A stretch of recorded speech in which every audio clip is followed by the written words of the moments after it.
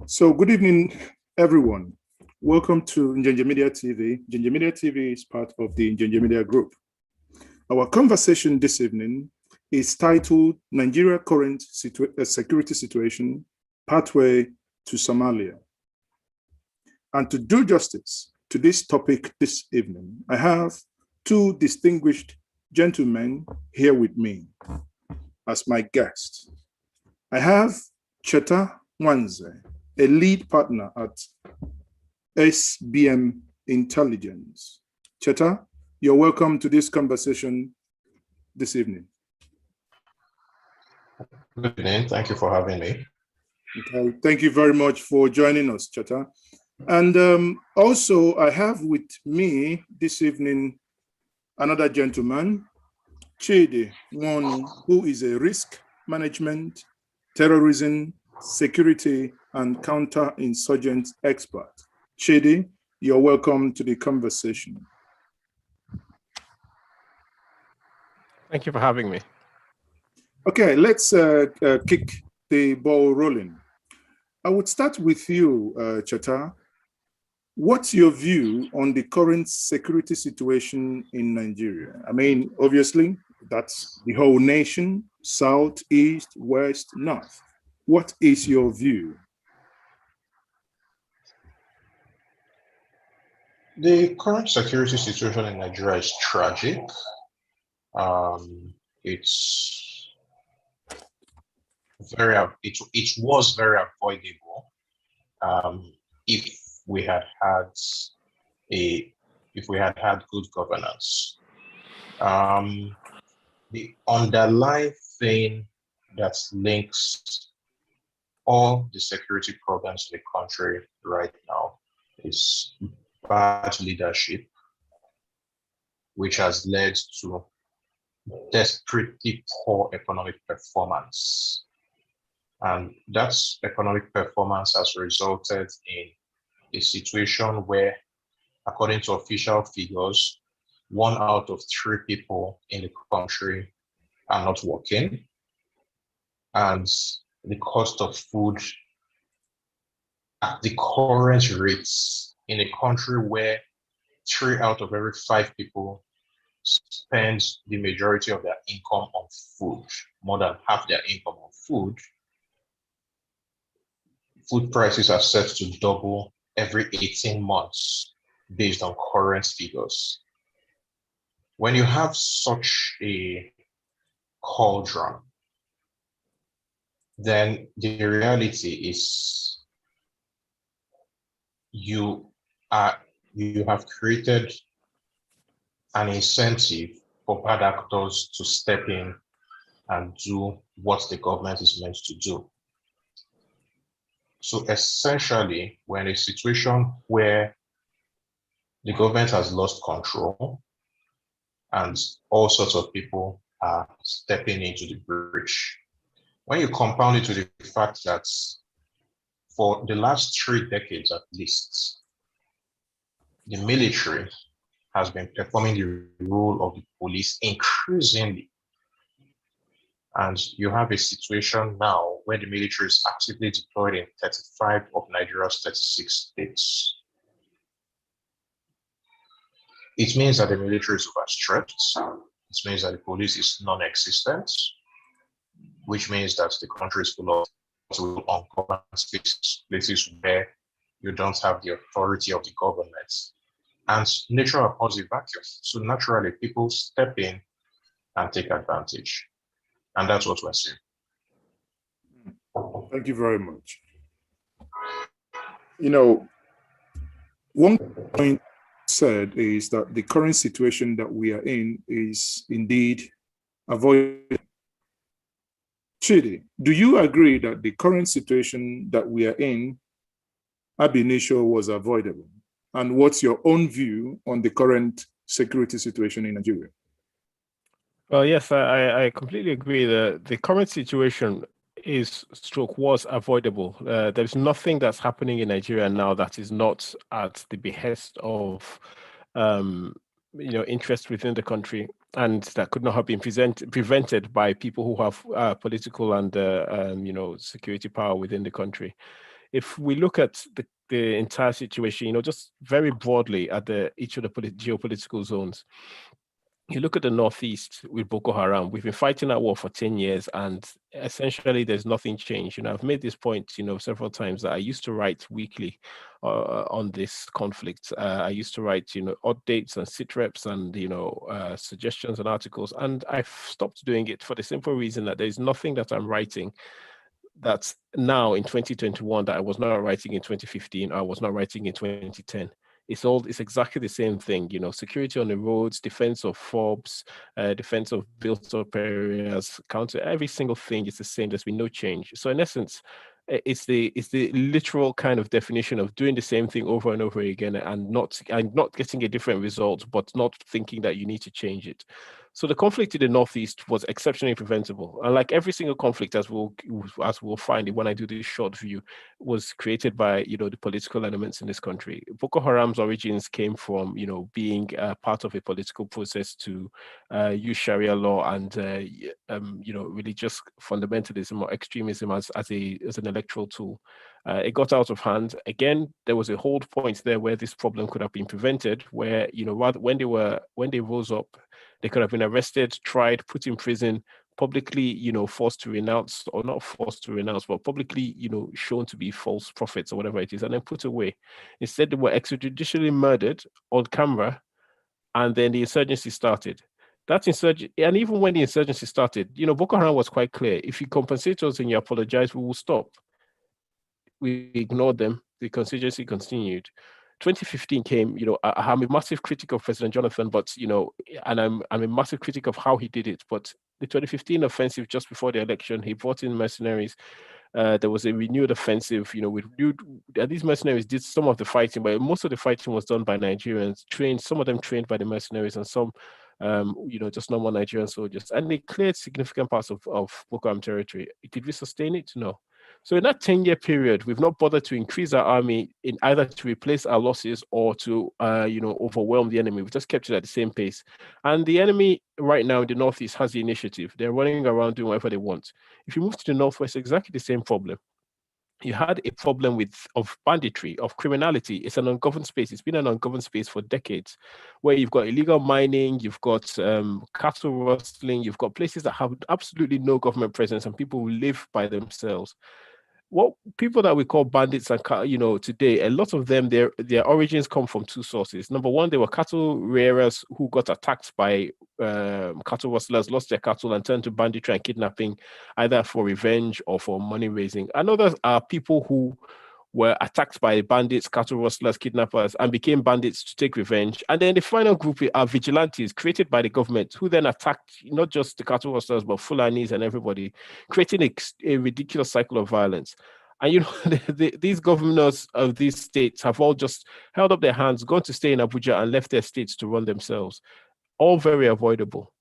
You look at the middle belt, we have a huge IDP crisis in the middle belt. Nobody talks about it much because it's overshadowed by the multiplicity of tragedies in Nigeria.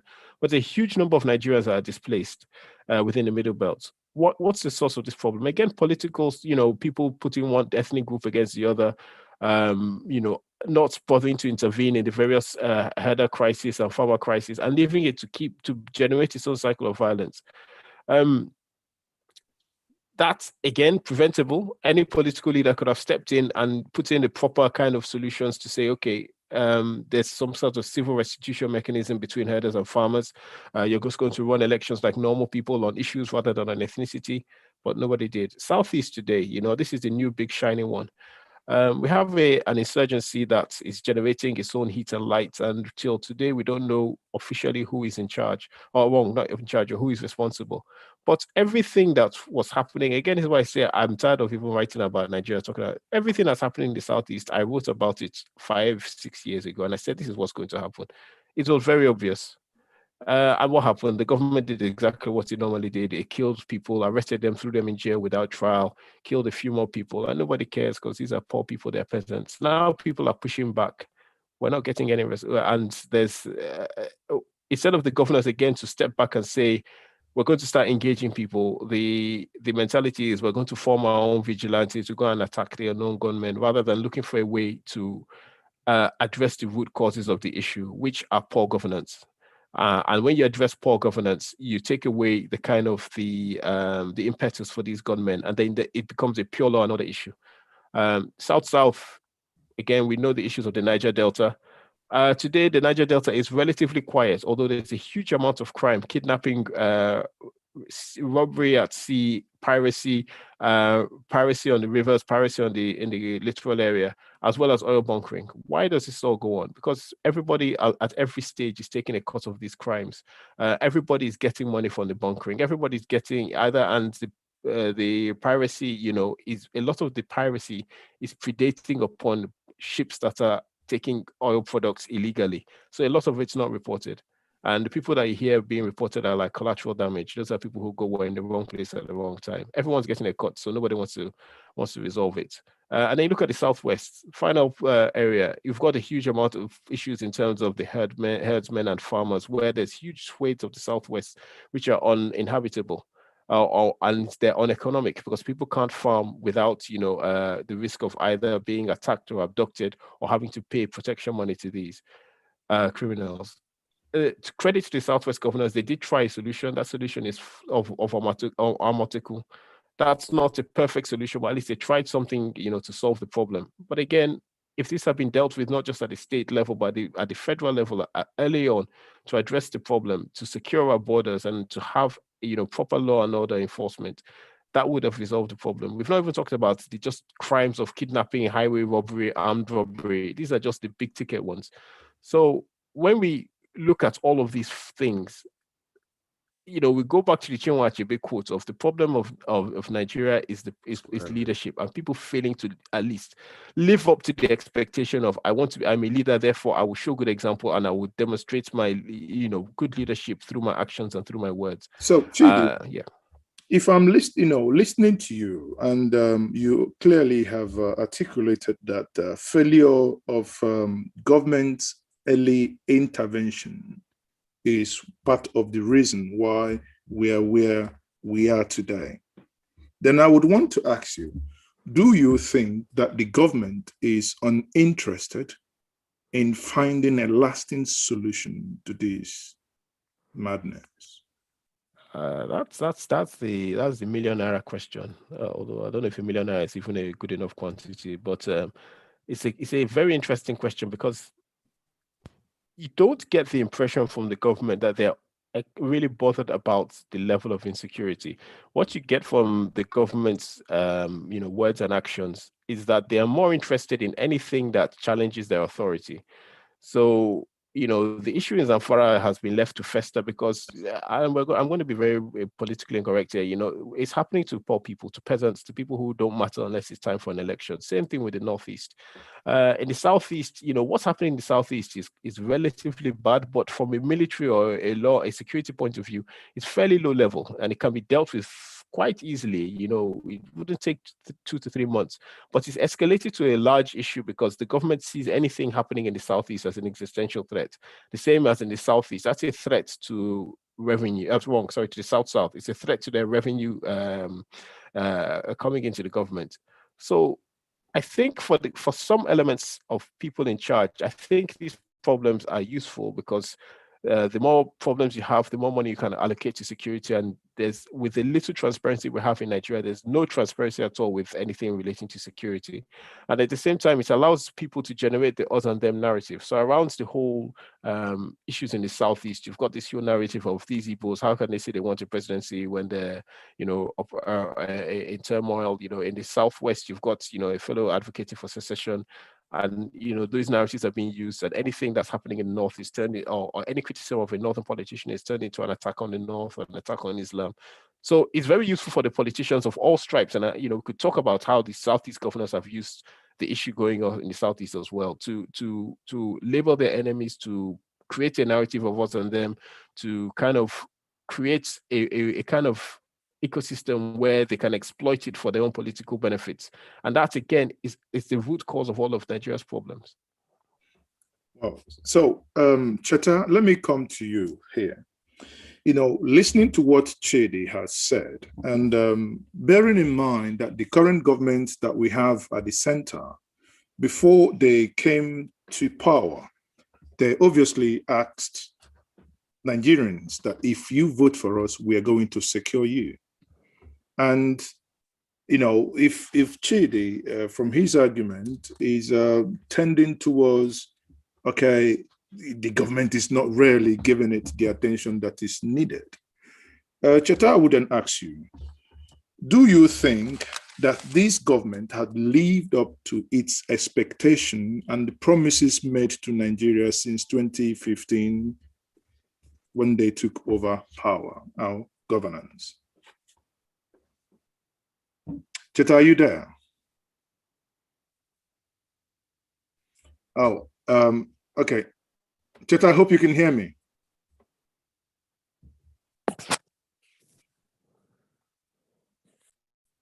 Can you quickly unmute yourself? Okay. Yeah, I'm sorry, I don't have the question. If you could repeat. I said, I'm sorry, I dropped, my connection went bad. Okay. So I said, listening to, I think your connection is still playing up a little bit. I didn't hear half of the question. Okay. It appears well, you're I'm back hearing now. you now. All right. Now. Yeah. Okay. Yes, I'm hearing you. Now, listening to Chidi speak about the failure of early intervention, the failure of governance, and the question I asked him, which he said is a million naira or dollar question, as regards to if the government is really willing to fight this insurgency or this crime, as it were. Now, my question to you is, having listened to Chidi on this, and just opposing it vis-a-vis the promises made by the current government when they were seeking for the votes in 2015 and 2019. Do you think that these governments have lived up to the expectations of the protection of life and properties? When this government came into power in 2015, you had a situation where insecurity was basically in a problem in one geopolitical zone, or perhaps one and a half if you add the eastern parts of the Middle Belt. Now, insecurity is a problem in all 6 geopolitical zones. I think that in itself is self-evident. Having said that, to answer the question directly as to whether the government is interested in solving the problem, I think, again, that's another self-evident answer. The answer is no. What we should be asking is whether the government and security architecture is capable of solving the problem.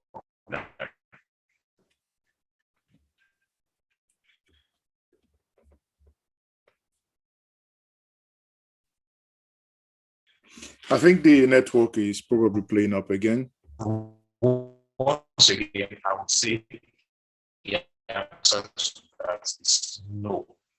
The Nigerian security architecture was not designed to secure Nigeria, whatever that is, regime of the day. Is it better now? Yeah, I think if you, yeah, it's fine. If you, okay, I've turned off my camera. Exactly, it's much better now. Thank you. Okay. So, yeah, let me start again. To answer to answer the first question, which I think is the least important question, as to whether this administration, whether the current government has done well in terms of security. When this current government took over in 2015, we had problems in more or less 1.5 geopolitical zones. The northeast and the eastern parts of the north central. Now we have problems in all 6 geopolitical zones. Remember when I talked earlier, I said that the army is deployed in 35 of Nigeria's 36 states. That is a huge increase from the various operations at the start of 2019. Now, to answer the second, which I think is a more important question, as to whether the government is capable or interested in solving the problem, I think that the correct question should be whether the government is capable or to be capable of solving the problem, before you must start talking of being interested in solving the problem. And the design of Nigeria's security architecture is optimized for regime security. So our security seeks to protect those in power.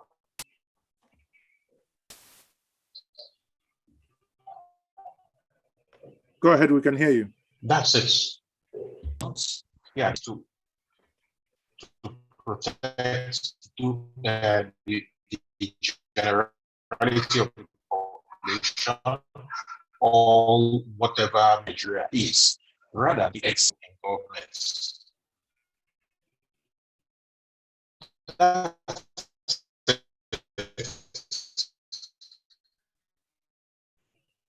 So, if we have that in mind, then a lot of the problems that we're having begin to make clear that the current leadership is about wanting to himself. At least previous leaders made the effort to pretend that they were man of the people. This one does not even care.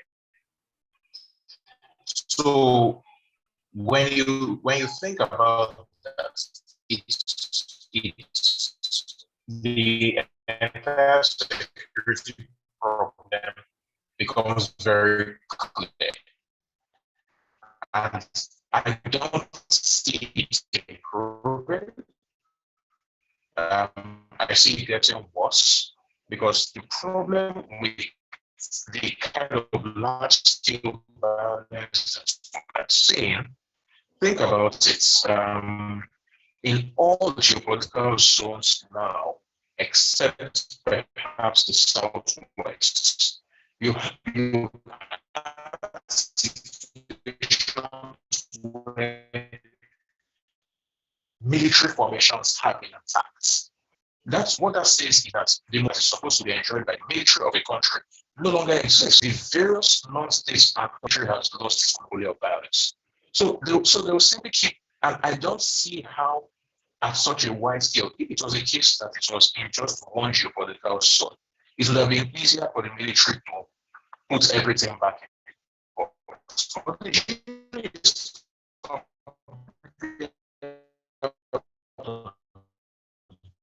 But now, so I'm afraid that we probably have to wait for this whole thing to burn itself out. Sorry, I think there is. Is this when I say over to indicate that I think I've finished responding? Sorry, I think there is indeed. Now that your video is off, if you don't mind, if you could probably look around and see where you might have a better connection, because almost half of what the answers you gave, basically, I personally was struggling to hear because of the crackling sound of the internet connection there. So, but it's fine. One thing I wanted to find out from, if you're able to fix that issue quickly, one thing I wanted to find out from yourself and Chidi here is, there is this narrative whenever conversation of such happens that you hear in Nigeria, everyone talks about, or rather we keep saying terror headsmen, terror headsmen. Now, is it that we are not classifying these conflicts in ways that can help us to manage them? Because if we know who you're dealing with, then you know how to deal with that threat or that entity. Now, Chidi, back to you. How do we bring clarity in terms of the actors that are involved in this crisis?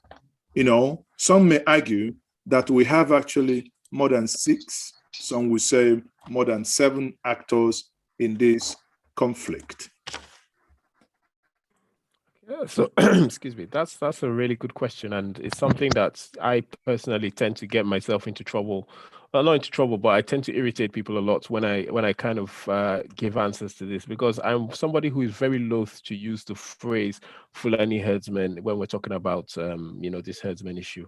For a very simple reason, and to go back to, again, sorry, I give long answers, but I'll go back to what maybe it's one of the most critical elements of Nigerian history, which is the January 15, 1966 coup. Hopefully, most of us here are familiar with the circumstances of that coup, and we're familiar with the actors and the victims, and then the aftermath. Now, one of the key elements of the aftermath was that this coup, which was on the first day that was announced, even with the death of the Sadana, was widely celebrated across Nigeria. Very quickly, those who fell out of favor changed the narrative and changed it to this was an evil coup. The Igbos led the coup. The Igbos didn't kill their own leaders. The Igbos took over power. Look, it's now an Igbo man that's in power. And that narrative was very effective. It was perpetrated not just by the people who lost out from the coup. It was perpetrated by, even British expatriates who, worked in northern Nigeria, who feared, competition. And it was used to successfully what's the word I'm looking for? Mobilize people for the counter coup, and then the subsequent massacres were then justified as per righteous revenge. And even till today, you have people who, for whatever reason, can't see that there's a significant difference between killing political actors and killing innocent people on the streets. Once you've labeled this is an Igbo coup, all Igbos are guilty by association. So in several elements, I don't like to bring morality into the affairs of nations or geopolitics, but just from a purely logical point of view, I can't be somebody who is anti-labeling and they follow the whole process of labeling X, Y, or Z. But at the same time, you also have to be very clear about who your adversaries are. Now, we have to be very clear about who our adversaries are and who they are not. Now, I'm very clear that the Fulani tribe, the Fulani ethnicity, is not my enemy. Is not the enemy of Nigeria. It's not the enemy of Christians or whatever it is. The average Fulani person, just like the average Igbo, Yoruba, Ijo, Ichekiri, wants to go and do whatever his business is and be left alone. That is what most normal human beings in Nigeria want. They want to work, do their work, raise their kids, and be left alone. There is an element within the Fulani ethnic group who are criminals. And where this becomes complicated is that these elements are not many of them are not Nigerians. B, many of them are not necessarily picky about who they predate on. So a huge number of their victims are actually their fellow Fulani. And because we've got different types of Fulani people who are sedentary, some who are moving, everybody just gets lumped into one big group. And that creates this problem of we turn what is a criminal issue into an ethnic issue. So yes, a lot of the bandits and kidnappers and cattle rusters and whatever you are Fulanis. It doesn't mean that all the Fulanis are enemy. And the only way we're going to separate out the criminal Fulani is by working with those Fulani who are not criminals. And the same extends to the Northeast, where we have the problem where what Boko Haram is mostly Kanuri, not 100%. There's a huge element of Buduma, Malki, all other ethnic groups. And when you add all this in together, we could just say the Kanuri are the problem, let's deal with the Kanuri, but it's not. They are the people who will tell us who is who, what is what. And if you bring it down, so essentially I'm giving a lot of examples, but what I'm trying to say is that labeling is very important because in the conflicts that we have in Nigeria, every single one is an internal conflict. It's not somebody from outside. This is not, as people will say, it's not America or Russia or China coming to bring war to us. It's all internal. So the way to take control of this issue is to change the narrative and control the narrative. And the narrative has to be, there's good Nigerians and there's bad Nigerians, so there's good people, there's bad people, and we're all going to fight it together. If we go down the route of labeling an ethnic group of being the problem, of being an issue, and we now will turn it into a fight against this ethnic group, we're essentially doing their work for them. Because it's what you see happening, what happened in, Boko Haram is a perfect example where something would happen, an IED will go off, they will attack on soldiers, and then they will burn all the houses or shoot all the young men or arrest all the young men. And then, you're now caught in a trap. Am I now for this government who is treating me just as badly as these insurgents? Who am I going to stand on the side of? And it's what you're seeing now in terms of in the southeast and the south, and also in the southwest, where where things are being layered into ethnic lines. And this is in the interest of the politicians who need these ethnic, dichotomies in order to advance their campaigns. So it's important for us to be very clear-eyed about who are our adversaries. But unfortunately, this is not a short, easy thing, like saying it's the Fulanis, it's the Igbos, it's the BBOs, it's the Ijos. It's much more complex than that. And the job of the politicians, unfortunately, I think as Cheta and as everybody has alluded to, we don't currently have a leadership that is able to articulate or make those nuances or sit down and have a conversation and say, listen, let's talk about this. Everything is you're an enemy of Nigeria, you're an enemy of the state. If you make any criticism, they'll bring your receipt of when you came to beg for contracts and all of this nonsense. And that's again inflames this situation. We need somebody who is able to, kind of like Obama in America, who would sit down and, have these long, very boring conversations about, look at this, let's look at it from this point of view, that point of view, because this is not about the enemies, tribe A or religion B. So basically what you're saying, sorry if I interject here. No problem. If I hear you clearly, you've actually written off this current government in terms of finding any solution. I'm I'm going to be careful how I answer that question. I would just say that the probability of them finding a solution is very low. The emotional intelligence that is needed is not there, and at the same time, I have. Sorry, okay, hold on. I think Cheta is saying something here. Cheta, hold on. I want to take your view. Cheta, what did you say? No, I was just answering your question as to whether he has written off the government, and I said I have written off the government. Okay, you have written off. Yes, this government. We are just going to coast for the next 2 years, and I think we can only live on the prayer that things don't get much worse. But capability of finding a solution. This government is not capable of thinking through this problem. So no, there will be no solution from this government. Okay, Cheta, now that I can hear you clearly, let me piggyback a little bit the question I put to Chidi. We have, currently we have ISWAP, we have ISIS, we have Ansaru, we have bandit, we have Boko Haram, we have indigenous kidnappers, all these things jammed together. Now, but somehow it appears that probably Chidi has given meat to this question. Somehow it appears we kind of ignore all these things playing up in the nation, and we want to only probably look at only one minute. It may be that it is a minute component of this. But do you think, Cheta, that if the government is able to unpick each one of these elements or these entity and deal with them with a particular strategy, that we are going to have a quick solution? Let me put it very bluntly. There is no quick solution. It just doesn't exist. Let's go around the geopolitical zones one by one. The dominant non-state actors in the Northeast are the two factions of the two factions of Boko Haram, the ISWAP faction and the JAS faction, the Abubakar Shekau faction. In the Northwest, you have Ansaru, who, for whatever reason, government agents chose to just call bandits. And I think that misnomer has helped them to dig in. In the North Central, you have a patchwork of groups. So you have various factions of Oil militia, who many people call Fulani headsmen. You have the Ombase militia, you have the Tarok militia, you have the Junkon militia, all competing for space and occasionally crossing each other's paths and fighting each other, occasionally crossing military's path and fighting each other, fighting the military. In the Southeast, you have ESN, you have BZM, whom Biafra Zionist movement, whom a lot of people don't even seem to talk about.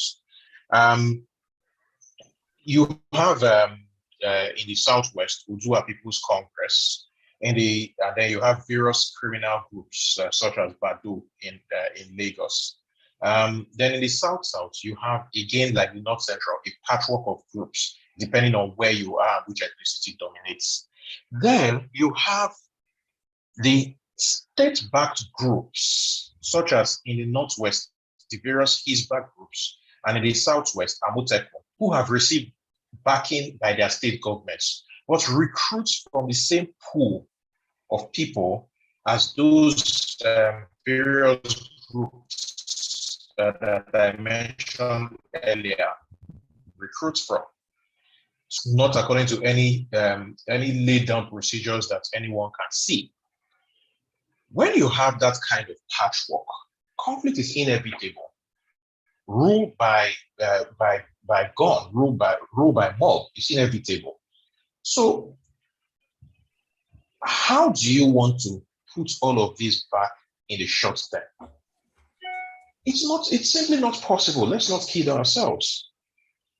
The time to have put all of this back in the bottle was years ago, when we still had a semblance of a growing economy. And at the end of the day, one thing that we cannot avoid is that Nigeria's security problems have an economic component to them. Then they also have a judicial component, the sheer impunity that has been allowed to happen. Now, if you take a graph of the violence within the country, say since 2003, you will find that there was always a spike in violence as elections came closer. And then, what caused those spikes? Basically, politicians were arming young men to help them rig elections. After the elections, the politicians would not be able to retrieve the weapons from those young men, and those young men will end up turning those weapons on the very communities that they lived in. So when you have those kind of things, we now have a situation where a lot of small arms are in circulation all over the country. A lot. Again, very important point to note. The military, the police have not covered themselves in glory.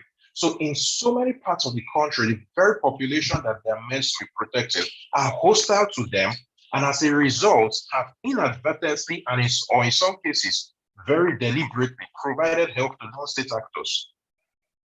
So again, I ask, how do you put all of this back in the bottle in a short term?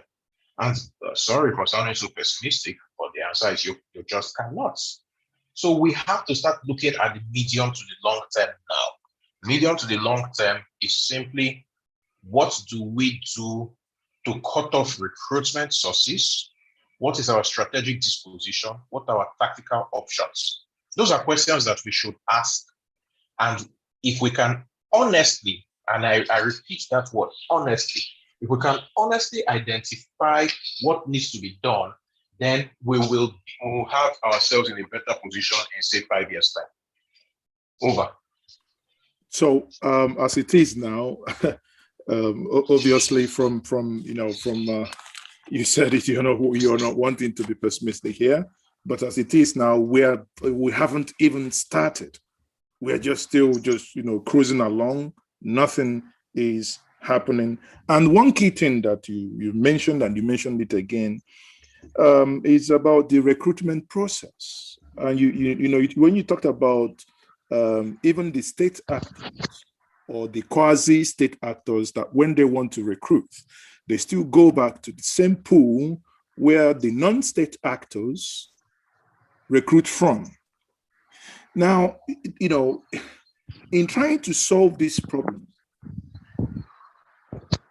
and probably to play down on the non-state actors, do you think that to stop that recruitment, that amnesty could do the trick to help them to probably lay down arms and come for conversation? Cheta, what do you think? A bit when it comes to this whole amnesty talk, I'm not too convinced about it, especially given that we've been down that road before.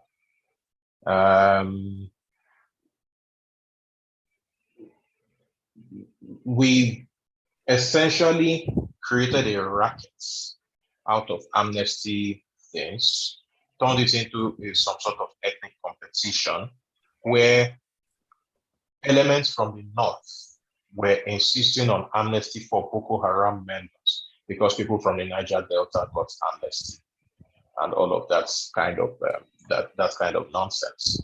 So you now have a situation where we don't even punish the most egregious of offenders.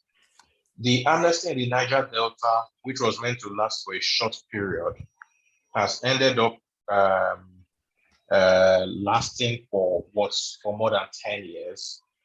It's become a sort of parachute payment for people who just do nothing, but know that they are going to be getting checks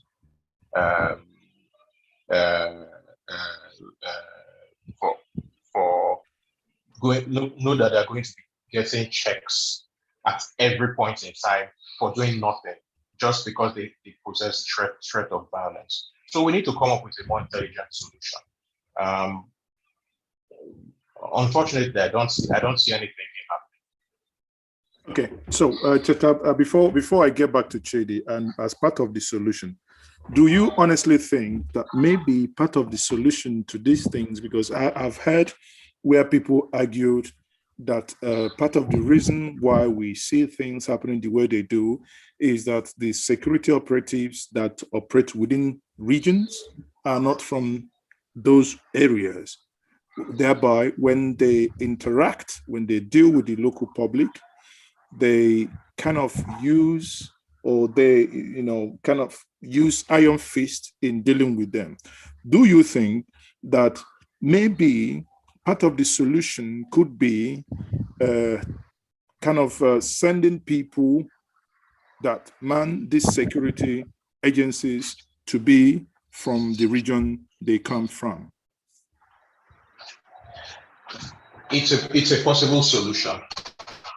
One of the problems we have had, my apologies, might get a bit noisy. One of the problems we have had is that since the 1920s, Nigeria's security architecture has been built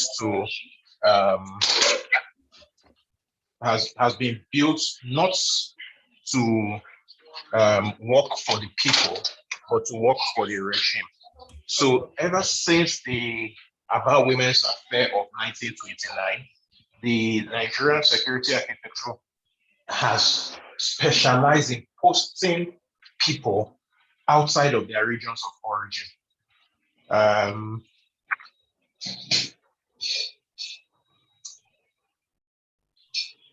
It has specialized in posting people outside of their regions of origin. So you have a situation where every major massacre of Nigerian civilians by elements of the Nigerian states since 1929 has been conducted by people who are not indigenous to the area where the massacre is happening. That's instructive. It's easier for people. So I think we have to go back to first principles. Nigeria is not a nation. Nigeria is at best a country. So you have a situation where, take as an example, the Tiv riots from the 1960s. It was Igbo officers that put it down. Take another example, the Bakolori massacre of 1980. It was Yoruba officers. We don't even need to go into what happened in the Southeast and parts of the South during the Civil War, because the excuse in quotes can be made that it was a war. But every single time that Nigerian soldiers or Nigerian policemen have killed a large number of the Nigerian public, the perpetrators have been soldiers or policemen who were not indigenous to the area. I'll tell an anecdote. I'm sorry if I'm taking too much time. I tend to prefer to have very short, concise answers, but this one, I need to tell this story. In 2016, there was communal violence in Itu, in Cross River states. And eventually, mobile police was deployed to keep the warring communities away from each other. A few months later, myself and a colleague of mine went to Itu, basically M&E research work to look into the causes of that violence. And we found very quickly that the mobile policemen who had been deployed to keep the peace were, if you know Itu, it was just by the Cross River. So it's the bridge across the Cross River is very high up. And so like a sort of hill. And the communities are at the bottom of the hill. Then there are some sort of shanties by the expressway where people from the community go up to sell stuff. It was in those shanties that the mobile policemen were. They were not in the communities. And occasionally, one of the mobile policemen used to go into the communities to maybe get water or something. But for the months that they had been there, they hadn't entered the communities. The policemen did not understand the language of the people that they were meant to keep the peace around. The people did not understand the Hausa that was the dominant language among the policemen. So you had essentially peacekeepers that didn't know what to do, didn't know the cause of the trouble that they were peacekeeping about. And that is a problem with the security architecture. How can you, as another example, have a situation where the DPO of Njenje police station in Anambra State for a very long time was a Yoruba guy who spoke no word of Igbo?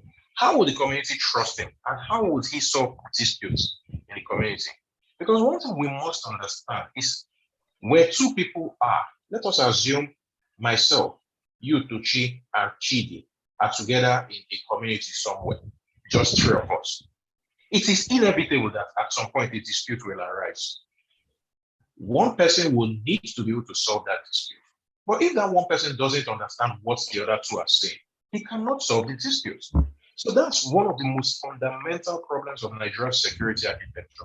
You take people to somewhere where they don't understand the nuances of the locality and expect them to solve disputes. So instead, what they do to every problem, to every issue, or to somebody who only has a bag of nails, everything looks like, somebody who only has a hammer, everything looks like a bag of nails. And that's what we see.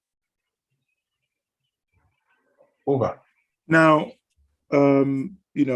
obviously the answers you have given, I was trying to, maybe it's a good time to narrow down this conversation to the Southeast. And there is a reason why I picked the Southeast at this moment.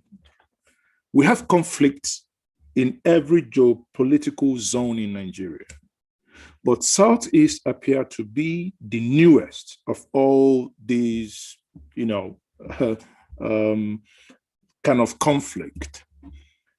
Listening to your question, or rather listening to your answer to the question I asked you, one will now begin to think, do you consider, or rather, I'll put it this way, do we think that one of the reasons why this conflict is emanating from the Southeast as we speak today can be linked back to the answers you gave in terms of those managing the security apparatus within that region?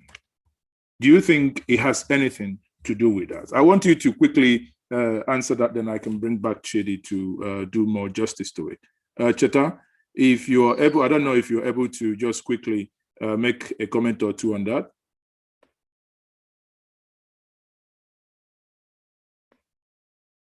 Okay, so Chidi, I think Cheta is Chidi, if you can kindly unmute. I was responding. Okay, sorry. Yeah. Sorry, go ahead. Yeah. I said the Southeast has a peculiar problem, different from every other region in the country. And that problem is a single word, Biafra. We have the history of having fought against the Nigerian states.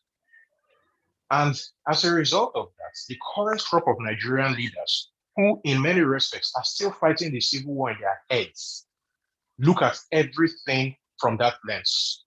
That, these rebels, these secessionists, that mindset has informed all of their decisions, all of the manners in which they have handled issues with regards to the Southeast.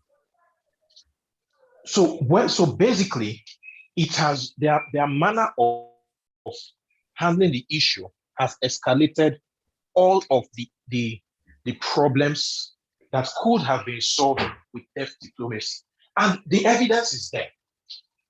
In this very administration, when the president was off to the UK for his meds for a very long time, and the vice president was acting, the vice president looked at data and decided to reach out. Do you remember? He attended the Biafra 50 events in the Yaradua Center in Abuja.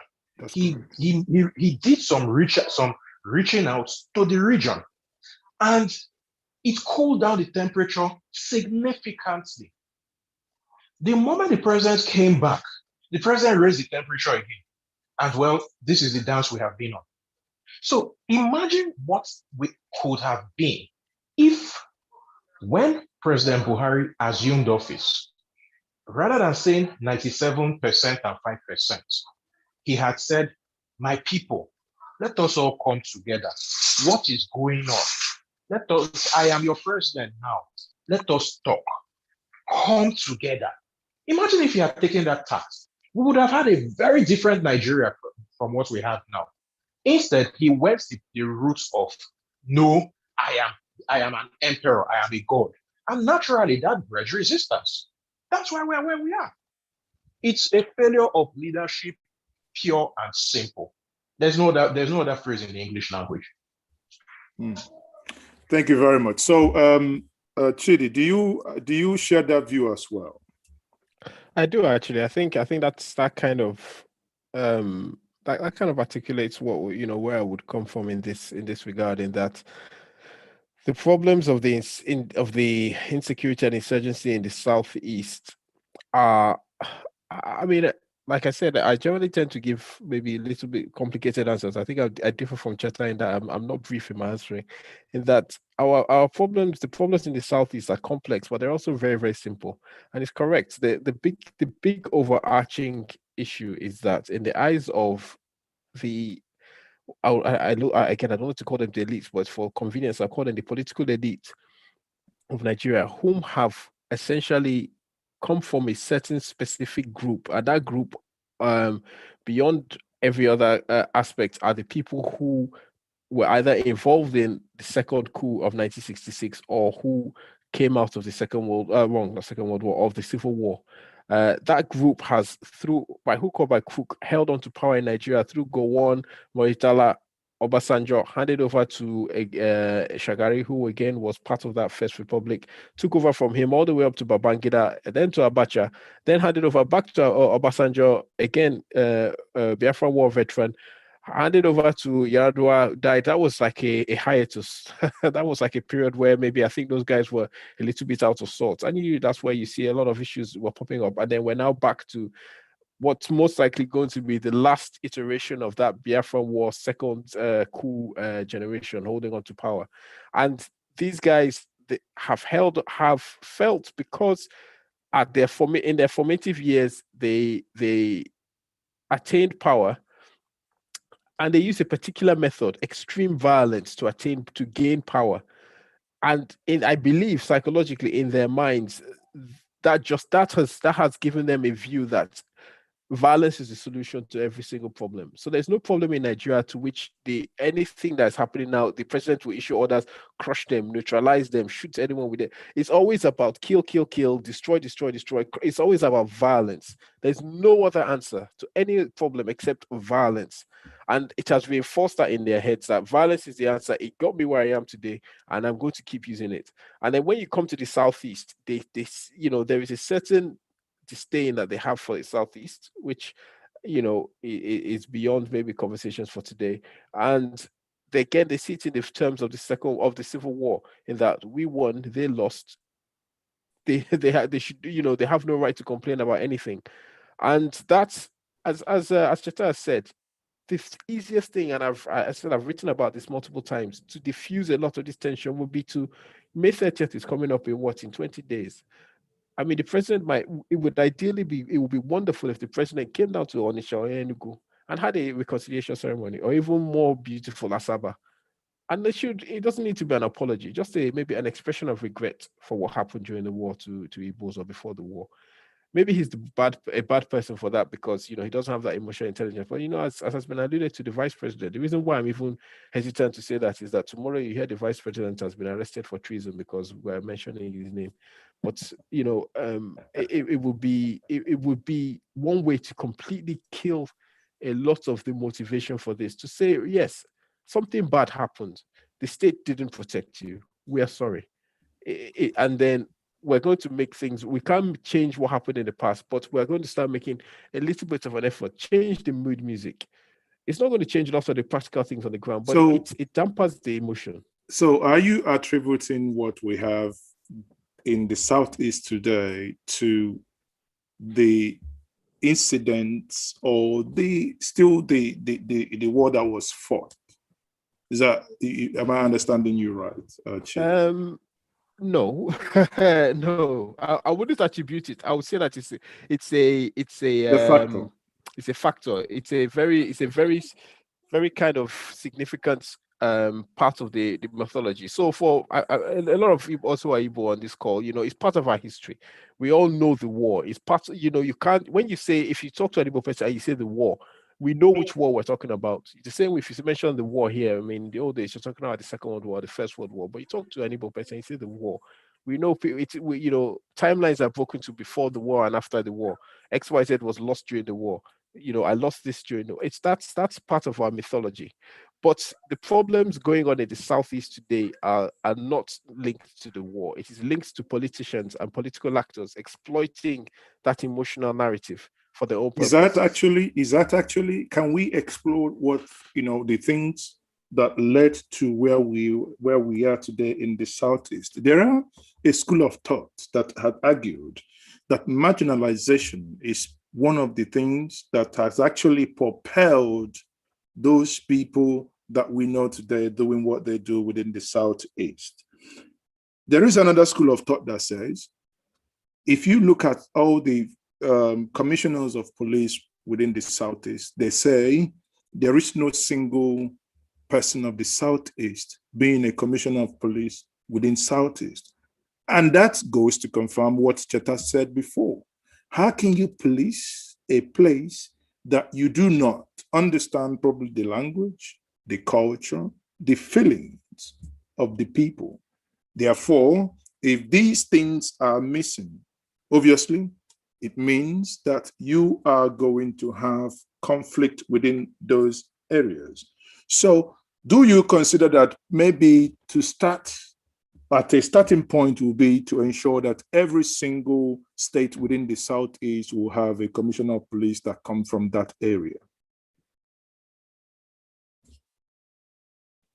Again, Chidi, I think you're muted. Is that for me? Okay.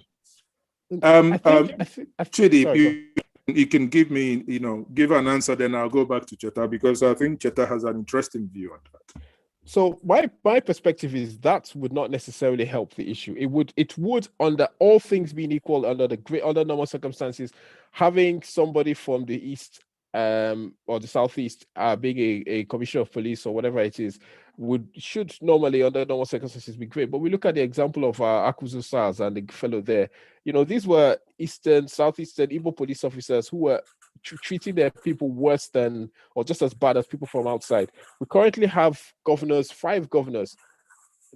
Many of them are not performing in terms of development and are not performing in terms of protecting the people. So it's one thing if we reduce it But to hold okay, on, we how need would they people. protect the people? Because again, if those that they will use to protect the people are not those that probably understand these problems, Yeah. that's why personally I am against police living in barracks, because when you have police live in barracks, you segregate them from the society. What it means then is that, I mean, you are in England. I believe every single person, every single police officer that, maybe Metropolitan Police or, whatever they are called, they live in the community. So when a crisis is brewing within the community, they feel it. They are part of it. So they're not excluded. So if those that ought to work with the governors, because all we hear is governor bought 20, 30 vehicles for the security operatives, yet they take these police, I don't want to say the things I know, but sometimes these vehicles are nowhere to be found. Even the ones that we can find somewhere, they basically take them back to their barracks, and they can only work with someone who is not a security officer, doesn't understand security so much, depending on them to give him directions. Don't you think that that is leading to why we are not having the results that we may so much desire?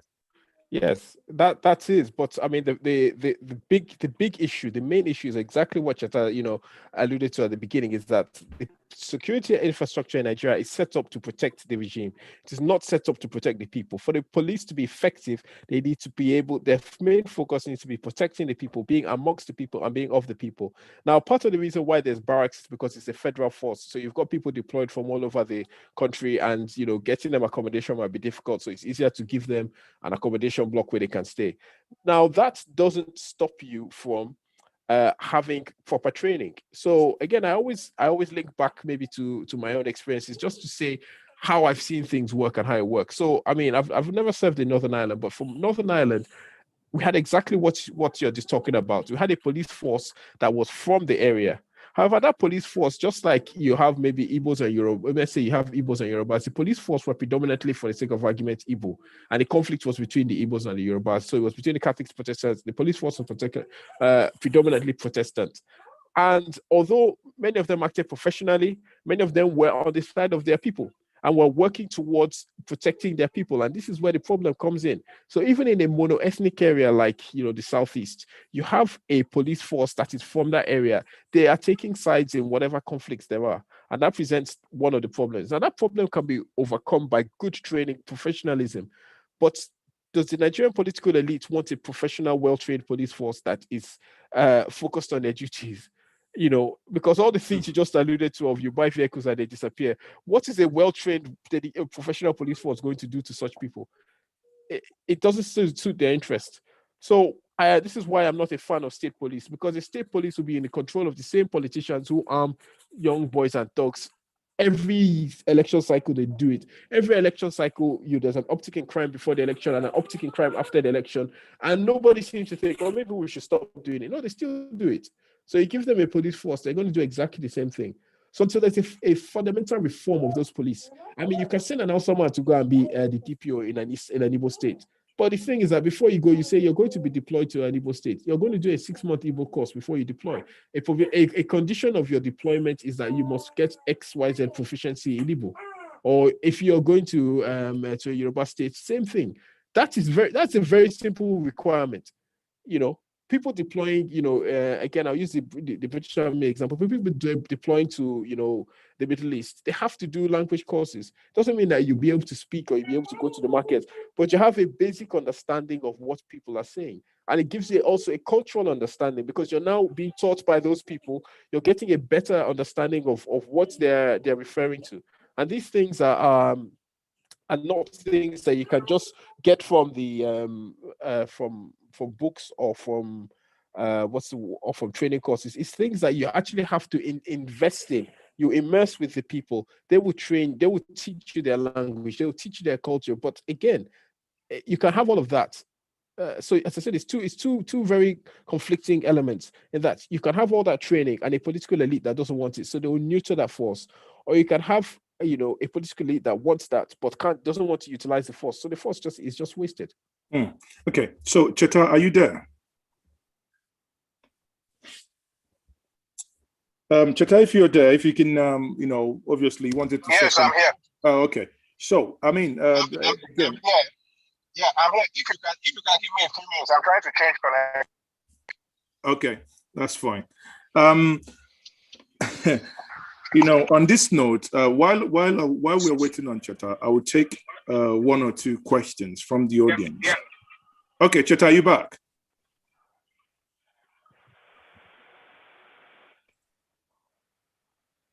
Yes, I'm back. Okay, so you can go ahead now, Cheta. Yeah, I didn't get the question. Please, if you can ask it again. Okay, so what I was basically saying is, based on piggyback on what you said before, on kind of localizing stuff or localizing security. And my question was, if we had, like in the Southeast, where, for instance, you do not have any single person from the Southeast amongst all the 5 commissioners of police, again, for the public information here, is this, abnormally didn't start with this current government. That has always been there, that, you have police commissioners, none comes from that region. Question then is, the crisis we have in the Southeast today, do you think that if we, say, hypothetically grant that people of the Southeast should get the commissioner of police in order to secure their place, that could actually add to a solution? Again, it would have been a preventive solution if we had something similar a long time ago. Unfortunately, if we are changing that now, we're only locking the door of the stable after the horse has run away. It's very basic. I talked about where this thing went wrong. It was almost 100 years ago that it went wrong. How do you begin to change that architecture? The first time that it would have been changed would have been at independence. But what happened was that our elite at independence simply replaced with Nigeria simply had the colonial elite replaced by the first set of elite, and nothing changed in terms of the structure. The structure is still all faulty. So we must understand this is where it is, and know that this is, I think, based on this, sorry, it's a bit noisy because I'm in traffic now. Based on this understanding, again, I'll keep repeating, there are no short-term solutions in my view. So what are the medium-term solutions? We need to completely rejig the security architecture of the country. Because even if with the current architecture, where everything is controlled from Abuja, they have to wait for Abuja to give orders before they deploy, before they move. There's no initiative at the local level. It's that simple. So intelligence you could get intelligence in terms of getting people from the area to become the commissioners for police, DPOs, or whatever. Yes, that will help in improving intelligence gathering. Let's get that out of the way. However, it will not change the fact that the Nigerian police force, the Nigerian security architecture, is a lumbering beast that cannot respond. It cannot respond simply because it has to wait for decisions from a highly centralized command structure. You live in England. Chidi lives in England. If you live in London, you have the Metropolitan Police. Just outside London is Slough. You have the Thames Valley Police. If you go north towards, say, Manchester, you have the Mancunian Police. Everybody is doing their own thing because they understand that at the end, policing is local. It is a local thing. It's not for you can't have then you a centralized police force, and then you tell you wake up one day and say, oh, they are killing headsmen are killing so and so in Benue. Inspector General relocates to Benue. How will it work? How? You've already lost the population, and if you've lost the population, it's the same thing with an insurgency, basically. I will not go so far as to say that people in the southeast support the killing of policemen. But I will say with every confidence that people in the southeast are indifferent to the killing of policemen. And the reason is very simple. The Nigerian police has for too long behaved like an occupying force in the southeast. The Nigerian police is basically the most lucrative police postings outside of Lagos and the port cities were Aba and Onitsha. And you found that when you are driving to the southeast from the west, from Lagos, as you are going, checkpoints, many times in Onitsha, as you come down from Head Street, checkpoint. Before you get to Upper Iweka, checkpoint. When you turn, if you're going to Wiri, before you get to that landfill, checkpoint. I mean, how bad? So people got hostile, people got resentful because the policing was at the very least oppressive. So when you have that kind of oppressive policing, then it's very easy for the population to be tuned off. Very, very easy. So the question, and it's not a short-term question, the question is, how do you win the hearts and minds of the people so that they will cooperate with the very people who are meant to be providing it? Over. So now, Cheta, before you, because I understand that you are in traffic now, there is these in the last couple of weeks now that everyone keep hearing on gunmen, as people are now fondly calling them. I don't know if fondly is the word, Tucci. I don't know if fondly is the word here, Biko. Okay, some call them UGM, some say on gunmen. I want to stick with that. Okay, pardon me then. But having said that, we have seen where in the last couple of months, weeks, where police stations get burned. Yesterday in Ekwusigo, Ozobel to be precise, we saw where vigilante services, their office in Ozobel, Ekwusigo local government area of Anambra State, sadly my state, was burned, vehicles burned, about 5 people gunned down. We have seen the Owerri prison break, where the state government says those are political actors, while others say other things. We have seen in Bende local government of Abia State, again in Anambra, I think that was Ogidi, and we saw also Nobi, where police stations and all these destructions are happening. There was a time 2 weeks ago, a federal high court in Abakaliki was touched. To what end, if one may ask, does these things happen? And part of the solution, how do you think that this can be nipped in the bud before it gets out of hand? Cheta. Again, I would be very careful with saying nipped in the bud. The problem is already there. So there's no nipping in the bud. It has already flowered. Having said that, it becomes a scoping issue again. This is not a new problem. Attacks on police people in police formations, it's not new. It's been happening for at least 6 years, especially in the South.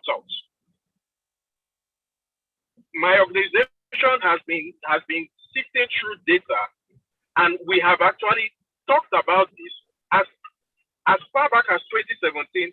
We released a report called Target Police, where we talked about how police people were being attacked of the country and their weapons being taken away.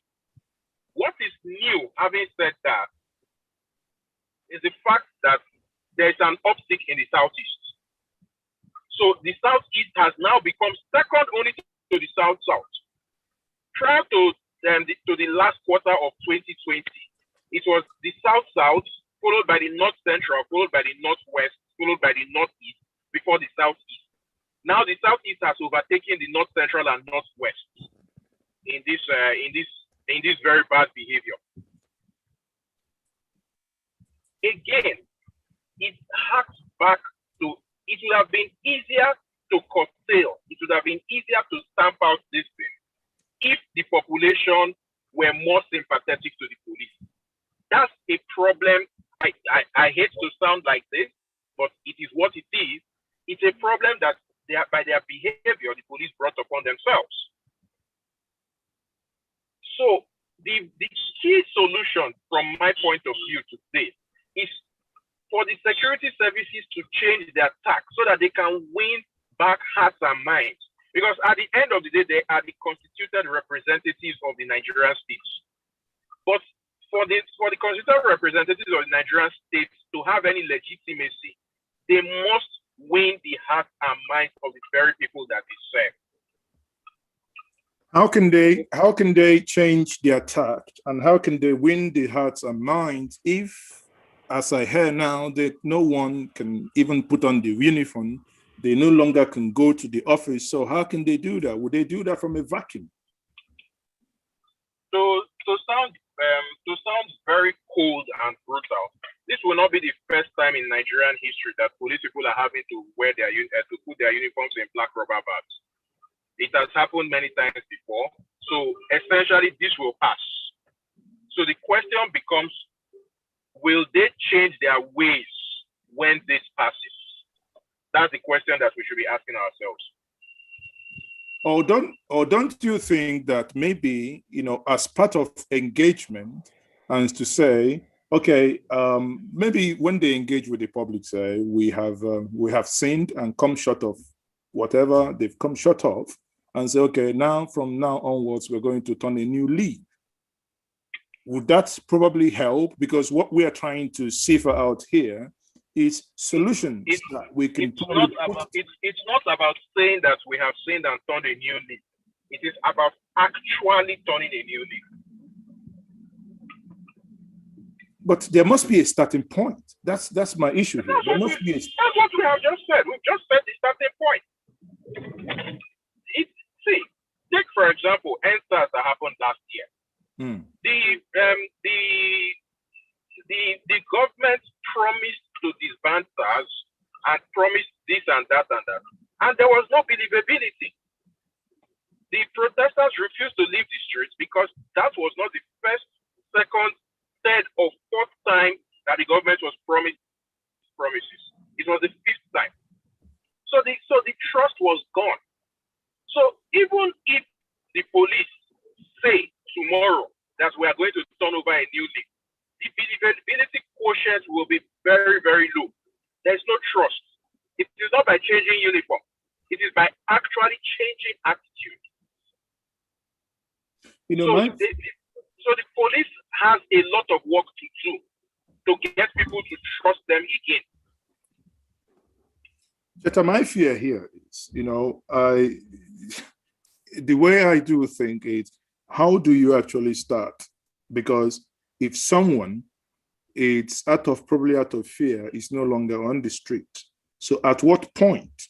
As I'm thinking, there must be a pre maybe negotiation, conversation, whatever you might want to tag that, to say at this point, maybe status quo remains so that we can now give us XYZ time that we can prove ourselves. But outside, around that village, we are going back to what I said before. There's no strain of violence that will not burn itself out. This thing will end. The only question becomes, how severe will it get before it ends? But it will burn itself out. Okay. So the point is, when it burns itself out, how will the police act then? So are you saying that even if government does nothing, that this current situation we find ourselves would eventually come to an end on its own? Yes, like I said, so the only question is when and to what severity will it get before it comes to an end. So it could right now, and I think this is the only disagreement I have with Chidi so far. It's not an insurgency in the southeast yet; it's an insurrection, but it could deteriorate and become an insurgency, and it could last for a long time. But one day it will end, and when it ends, will the agents of the state change their behavior? Those are the questions we should be asking, or those are some of the questions we should be asking. Okay, thank you very much, Cheta. You know, at the end of the day, I think there must be, some concrete things probably that the government must do to engage and to engage more. Now, Chidi, if I piggyback to you now, the question, if I repeat the same question to you, we can, as Cheta said, we don't want to go back to this, but these things happening in the Southeast, where these destructions are happening, and Cheta is saying that it appears that the populace has sympathy for what is happening. Do you agree also that the populace within these localities also have sympathy to what is happening? No, I will agree with Cheta. Cheta used a correct phrase. I think it's indifference more than anything else, and even it's not even indifference. Covers it, but I think most people are kind of just, this is not my problem. You people do your thing. Just leave me alone. Everybody I speak to that is not strongly on one side or the other, which is most people, are kind of these boys again, or these police who. There's, the other day there were helicopters flying over my village. The army was shooting. Nobody's like, let them go and kill the army, but nobody's also like, let's go and find where these boys are and hand them over to the army. And everything Jeta said is correct. The East has been a cash cow for decades for the police and for anybody who's been deployed there, and it's been allowed. Again, let me point out. I mean, we talk about this being done by people from outside, but I've never heard the Southeast governors raise this as an issue. We haven't even had the Southeast Governors Forum. They've never said, okay, let's come together and look at our common issues. We've never had this raised by our representatives in the Senate or the National Assembly. Nobody cares. Everybody's just happy for it to go. So the problems of the Southeast are done with the connivance of the political elite of the Southeast. So if we're going to look at but hold on. But if you're saying that, a couple of days back, we had where the Southeast Governors Forum chairman, Governor David Umahi, basically said that he is willing to speak to those that probably would want to accept amnesty and that their issues could be tabled and looked into. Isn't that a solution? Isn't that what he's putting on the table? It's a solution, but it's a solution that maybe I don't really get. So Cheta has kind of covered this as well. This whole amnesty thing, it worked in the Niger Delta. When I say worked, with massive inverted commas, it worked in the Niger Delta by diverting maybe the money that would have been spent on weapons to being spent on paying off militants.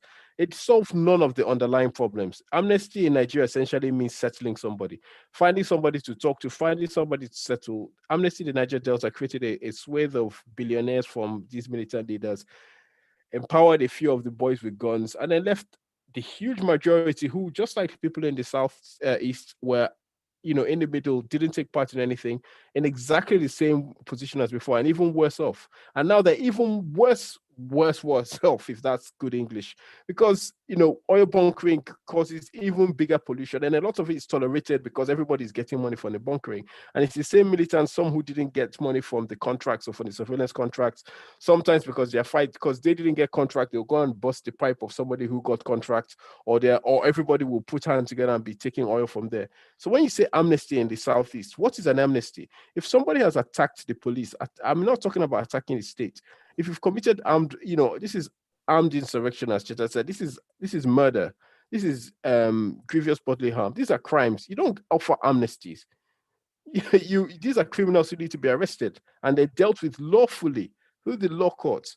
If there is a legitimate political grievance, yes, deal with that. But not to say you're now looking for politicians who now jump up to say, I'm the one. This is what I'm saying. A lot of these problems that we're seeing have massive political undertones. Because it's the same thing. You know, when Jonathan was president, militants calmed down, but some others sparked up, because at some point somebody will jump up and say, I'm the one who can solve the problem. You raise your national profile. You're the one who solved the Southeast problem. Next thing you hear that you're putting papers for your presidential ambition. So, I mean, I'm not ascribing this to any particular person. I'm just saying that, you know, these are not solutions. The solutions have been mentioned. First, you need to address the big elephant in the room, that people were massacred before a war, fought that war with whatever means, and, you know, with all kinds of atrocious weaponry used against them, lost, and after losing, promptly, almost like the month or second month afterwards, they shrugged their shoulders, picked up their 20 pounds, spread out across this country where everyone murdered them, and carried on as before. You know, I don't want to come across as an Igbo supremacist, because I'm very much not, but I want to try and emphasize several things that make the Southeast issues unique. The Igbos are the only of the ones of the big three tribes that are 100% Nigerian. The Yoruba spill over into Benin. Hausas are spread across the Southeast. The Igbos are the only people who are in Nigeria and have nowhere else to go. We're the only ones without an international border. We're the only people, as we said, who decided, okay, well, enough is enough. We're going to fight a war. Fought a war, lost the war, signed a piece of paper and said, okay, no problem. And then went back and spread out amongst Nigerians. Oh, we're the only people you'll find in every single part of Nigeria. So the Igbos, the Southeast, has a very unique part in the Nigerian story, a very unique and complex part that can't just be taken as, you know, I shouldn't be played with the way our political leaders are playing with it. And I emphasize this because if the Southeast was well run, you wouldn't have any of these problems. Nnamdi Kanu and ESN and IPOP would be just people in the corner, you know, making noise. They wouldn't have any popularity. But, you know, even the ESN phenomenon, that's why I say almost everything is just an exploitation of problems. I mean, the problems of Fulani herdsmen, are they worse than the problems of kidnappers? My village, as I've mentioned this before, when I go to my village, I'm not worried about the Fulani. I'm not worried about people coming from Mali to kidnap me. I'm worried about, you know, in some cases, my relatives or my kinsmen or people in my village. None of the solutions that are proposed by others, be it ESN, be it the governors, comes down to the root of the problem, which is for people to be prosperous, for people to live in peace, you need to protect the people from harm. If the police were protecting the people rather than predating on the people, this problem wouldn't happen. And if you had a competent, well-trained police force, you would not be having your police stations overrun day after day after day. Again, let's look at I'll just end on this. Let's look at this thing. We've been having, as Cheta said, the problems of police attacks started way before now. And as he said, mostly in the South. But what's happening in the Southeast is happening in a smaller space and in a much more concentrated period of time. But even within 1 month, 2 months, 3 months, even at this point in time, we've still not figured out how to fortify our police stations that they can't get overrun so easily. We've not evolved our tactics so that our checkpoints can't get overrun. We've not changed our tactics so our patrols can't be overrun, because it doesn't bother the political elite. So they're quite happy to have a police station overrun. It doesn't bother them. But even if it doesn't bother the political elite, are the policemen that are being killed, whom these checkpoints, barracks, police stations are not well protected? Are they dumb that they couldn't even either protest, resign, or do something to say, we need this, we want this to happen? So what you're getting at is what to me is the next big kind of black swan in Nigeria, and in what I think will happen in Nigerian polity, which will be the revolt of the security forces. The army is overstretched, even from it's on operations constantly. And again, this being Nigeria, the people on operations, there's like a portion of the army that is always on operations, and there's a portion of the army that is always in barracks and eating and in town enjoying themselves. So you get the same units. So if you track the units that are being deployed in Nigeria, you see one battalion that has been in Borno State. Next thing you see it in the northwest, in Kaduna, in Zamfara. Next thing you see it in the Middle Belt. Next thing you see it back in, just going from place to the same battalion. And these guys have been away from their families, seeing casualties, seeing really horrible things. Chidi, hold on. Again, I'm getting signal here. I didn't know. I would say happy birthday to Cheta. Today is his birthday. Cheta, once more, happy birthday to you. Happy birthday. I'm thinking Cheta has been kidnapped by Madam, probably taking him somewhere in the Azar room or somewhere very nice. Thank you very much for joining us. But before I let you go, Cheta, I would want you to quickly, if you may. Than all of you have said that. Sorry? Sorry, Cheta, what did you say? I couldn't. At this point, I'll have to bow out. Someone Okay. more important than all of you has ordered that I bow out. That's fine, Cheta. Thank you very much. And we wish you a very happy birthday and enjoy your day. Thank you very much, Cheta, for joining us. Okay, at this point, I would take a couple of questions from the audience here. And Chidi, you would have the privilege, I think, probably to answer these questions. Now, I would take the first question, or rather commentary, but please, if we can keep it within the 1 minute limits, then that would be fine. Thank you very much. I think I have Deli Ajufo here. Deli, can you quickly ask your question or your commentary? Go ahead. Mazi Tochukwu, it's unfortunate that you're giving me 1 minute to talk about a very important discussion that affects my people, Nibo. Sad. But having said that, the buck stops at the office or the desk of the head of the government of Nigeria. We've had governments from 1999 to date. The issue of insurrection and unsettled areas had been there, but minimally. But the advent of Buhari's emergence as president exacerbated the whole thing. His disgust and detest for Nibo is manifesting, one, in his appointments in the government. They have sent repentant Boko Haram military to the southeast to annihilate them, and we're beating around the bush. I have no sympathy for those killed. If they send all the repentant Boko Haramis to the southeast, may God destroy them all. And one thing that is certain, we, Nibo, should rise against our political leaders because they're keeping mute and allowing our people to be used as cannon foders. I don't want to take too much time because I know you, Tochukwu, you're a stickler for timing, but maybe there'll be another opportunity when we have to talk more about what is happening in Igbo land. The problem is, one, the head of state, and secondly, the political leaders in the East. In fact, the governors. Thank you very much. Now, thank you very much, Deli here. Can I piggyback? I just, before you go, I need to ask this question. Granted that the president is not being fair to Ndibo, but let me play the devil's advocate here. Yes, the Buhari government or Buhari, granted, does not like Ndibo. But has the president in the last 6 years ever denied Ndibo their statutory allocation from the federation? So can Ndibo actually build, I'm playing the devil's advocate here. Can Ndibo actually build a great Igbo nation, ignoring if they can rise from the ashes of 20 pounds?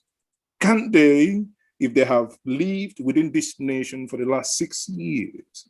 We have about only barely 18 months to the end of this administration. Would heaven fall? Are you asking me? You want me to answer that question? Let me tell you something. Read my lips, old chap. Read my lips. The current administration tried to emasculate innocent. A factory an organization that hires thousands of people, that provides a growth in the economy of the Igbo land.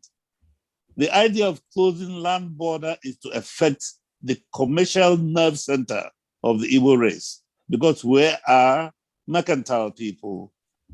There are actions taken by this government that tends to destroy the economic machinery of the Igbo race.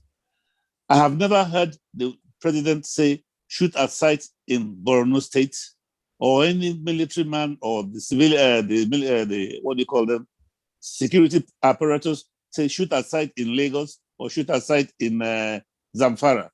But 1 month of insurrection in the southeast, the IG is giving orders to shoot at site.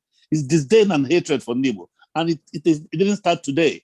I would hope that one day you play the interview given by, what's his name? The former premier of Northern Nigeria, Ahmadu Bello, Sadano. Yeah, to a BBC journalist, where he showed his disdain and disgust for Nibo. He actually said so. It's a living tape. It wasn't doctored. Okay, thank you. Wait a minute. Apart from that, let me tell you that we have had 3 Mahdis in the north. The first one was Otman Danfodio, whose life ambition was to conquer the whole of Nigeria and dip his stupid Quran in the ocean. The second one was Ahmadu Bello, and the third one is Buhari. And Buhari is doing everything possible to ensure that his conquest. He said it himself. I'm sure you've read what he said, that his desire will be total Islamization of Nigeria. Why are we beating about the bush? It must be resisted in the way we like. Thank you. Thank you very much, Deli. Always a pleasure to have your views. Then I will take the next person, that is Yinka. Yinka Adeyemi. Yinka, can you quickly make your contribution? Hello, hi, how you doing? I'm all right, and you? I'm fine, thank you. Trying to get my camera thing sorted out. How are you? Go ahead, Yinka. Good. Chidi, it's more towards directed at you, actually. I broadly speaking, I think I agree with everything that you've said, although I differ in terms of your final conclusion. I also think your understanding of the ESN and obviously Nnamdi Kanu's group is a little bit skeptical. I'm skeptical about that. But from a military point of view, we obviously know what Somalia has actually done in terms of 2009. We know what the US itself accomplished in Somalia and how they effectively destroyed that whole region. We know what Obama did in 2009 leading up to, when he left office, what the CIA have done to that region. So the problem is that Africans and specifically Nigerians don't want to understand the context of what's actually going on within their own actual region itself. It's a very complex issue in terms of terrorism, and we need to link all of these factors together. But fundamentally, when we come back to Nigeria, the way I see Nigeria is built on sand, right? And what happens when you have a house built on sand? If you have a little bit of wind or snow or water or whatever, it just gets washed away. The only solution I can see is basically a total dissolution of the actual country, and people go into specific, they have their own self-determination. And that's the only way the country can actually get stronger. We have to get into a smaller unit, and then we can become a better country going forward. But clearly, that's not going to be allowed from a center point of view. So unfortunately, the future is bleak. There is going to be a war. That's I don't know what you think about that. But if I may ask, what's your background on that? Are you also a military personnel? No. I'm a sociologist. Oh, okay. Thank you very much. It's always good to put things in perspective. Yeah. So, Chidi, do you mind responding to that before we quickly move to the next person? Yeah, that's cool. Hi, Yinka. Thanks very much for your comments, and I think I kind of get your points on where you're heading to, but there's several things that I want to try and push back on. And the first one is we as Africans, and also particularly Nigerians, we always have this concept of everybody's coming after us. And there is not a single problem happening in Nigeria that was not generated by Nigerians to Nigerians and with Nigerians. There's nothing in Nigeria that anybody had to come. I'm not saying that other people didn't have hand. I'm not going to say people didn't sell weapons, didn't benefit from it, or whatever it is. But it was always a Nigerian instigating it, and always a Nigerian profiting the most from it, from Boko Haram to whatever it is. And the concept that, again, in some of what I do, I sit down in some of these rooms where these decisions are being made. And the unfortunate thing is that we have a very, very high opinion of the West and Westerners, and we think that, it's like you see in the movies, and it's really, really not. The level of confusion and misunderstanding about what's actually happening in Africa is insane. And when you see it and then you link all the dots and comes back to how when you think about what happened in Iraq, when I deployed to Iraq, and I deployed as a young soldier, and when I went there, I thought the war was a bad idea. But at the same time, I thought, okay, we are, the greatest military alliance on the planet, the richest nations on the planet. There's no way we're going to mess this up. We're going to get this. This country is going to be like, Dubai before we're finished. And it was a mess. And when I was there, I was like, how is all of this madness going on? How can't we link up? How, the NEPA problem that we have, they had it in Iraq. They had no lights. That was a big problem, a big cause of like the mini insurgencies in Basra was there was no light. And the argument they had was that Saddam was a dictator and he was a problem. But after you bombed madness out of him in 1991, he restored light in less than a month. You people, the greatest alliance on the planet, can't give us light after 1 year. It was insane. And when you think about it, you think that, oh, it must be something, a conspiracy. It wasn't. It was the same things that we have in Nigeria, corruption and incompetence. That was it. So the point I'm making is that we seem to think that the West has this great grand plan and they're moving things around the table. It's not. It's people in one corner either making money or somebody on a 2-year posting who has read Wikipedia about Iraq. Literally, the guy who was doing the roads in Iraq was a young university student who just read about roads on the internet, and that was what he was doing.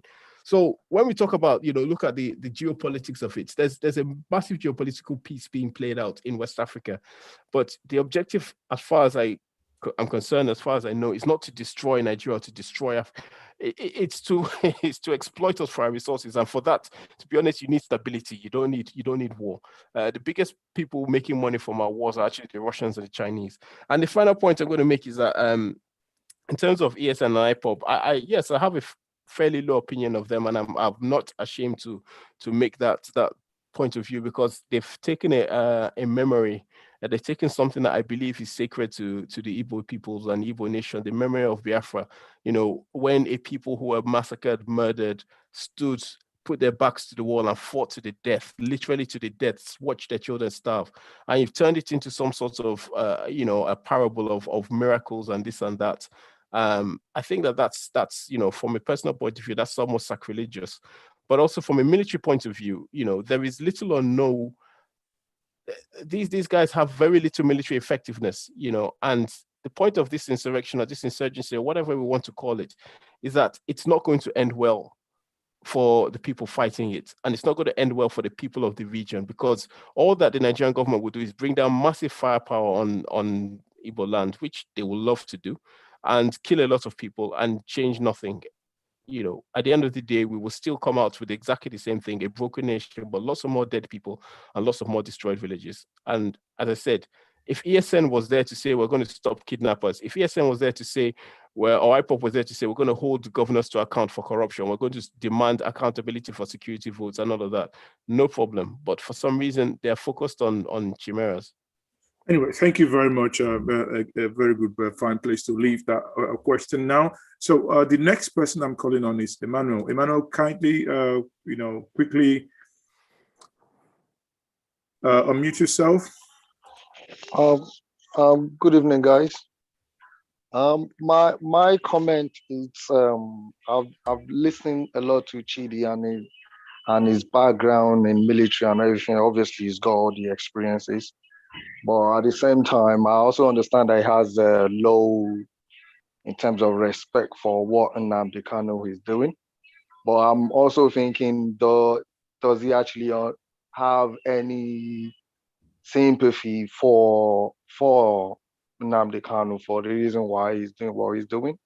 Or does he actually try to understand why he may have taken the decision that he's taking and why what he's actually pushing for is not particularly wrong in terms of one self-determination? Okay, thank you very much. So Chidi, if you will note that down, let me go to the next question. Ogidi of Ogidi, or rather Ogidi of Ogidi, can you quickly unmute and ask your question?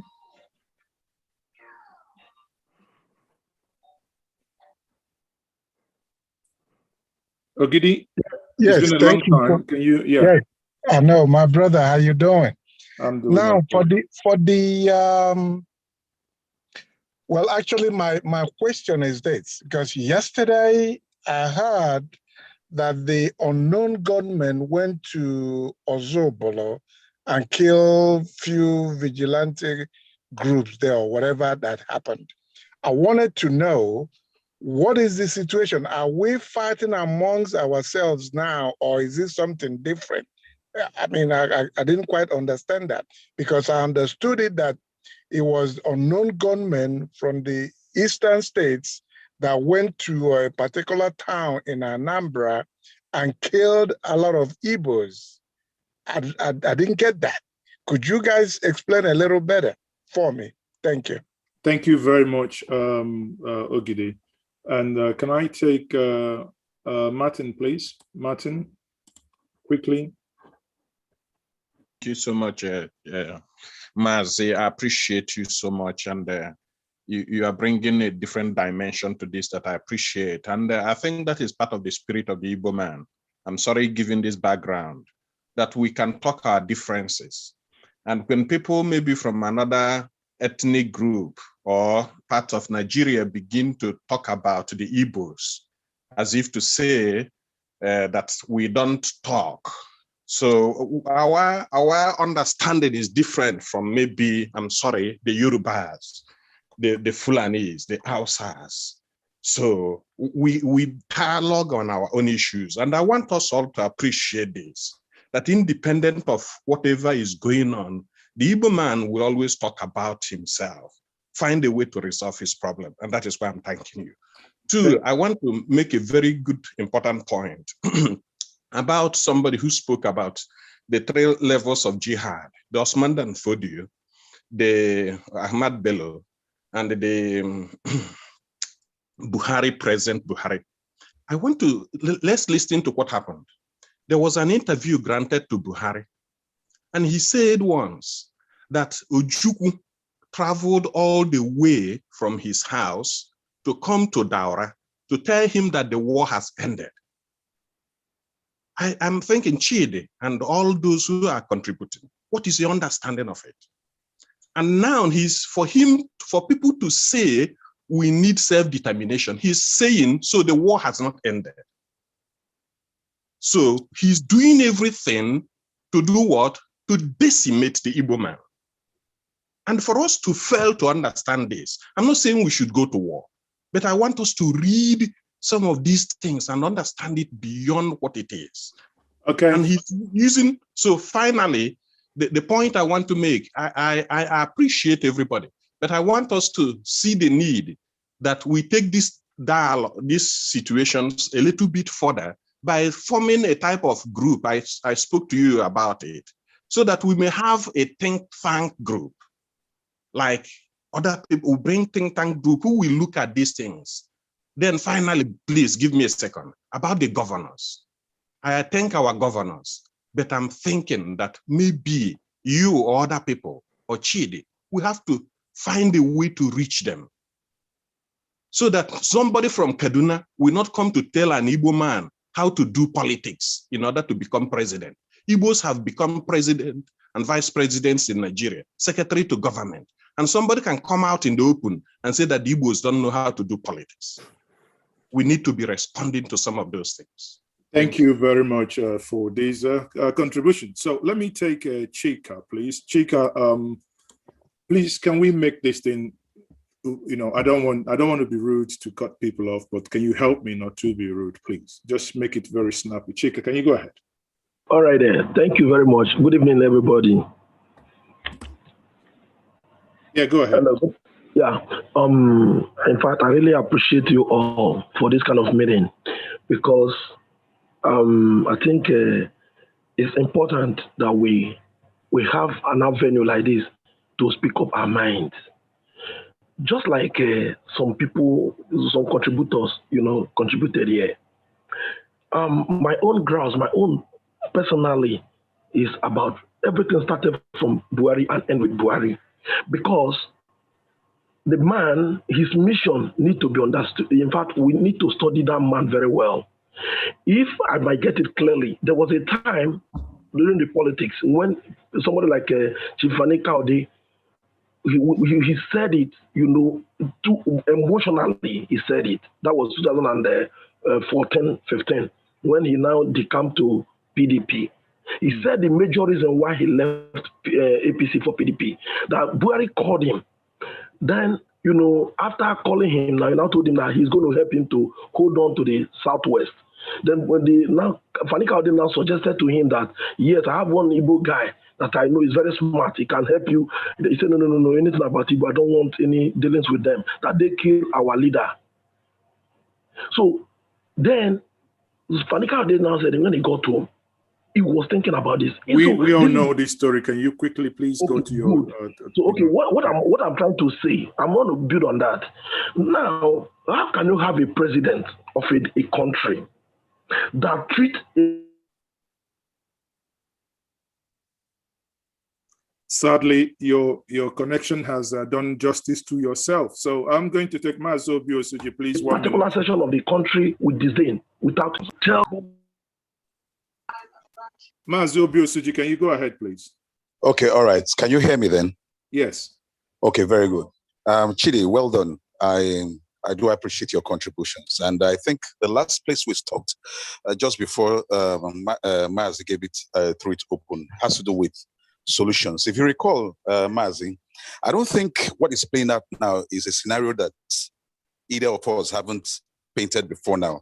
I recall when this started and we did some little chat at the background. So the question the thing for me is this, and perhaps maybe those who are more professional than myself can take it a bit further, is this. I think one of the ways to stem this breakdown of law and order in the Southeast is primarily to get people to start speaking from all fronts. I think as many of us that find this disgusting should begin to condemn it. You can't solve a problem by creating another problem entirely.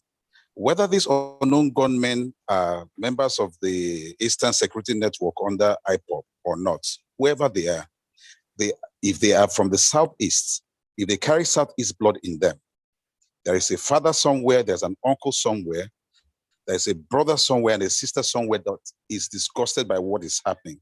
Now, just a minute, without trying to take us backwards, we saw how they started attacking people perceived enemies in uniform.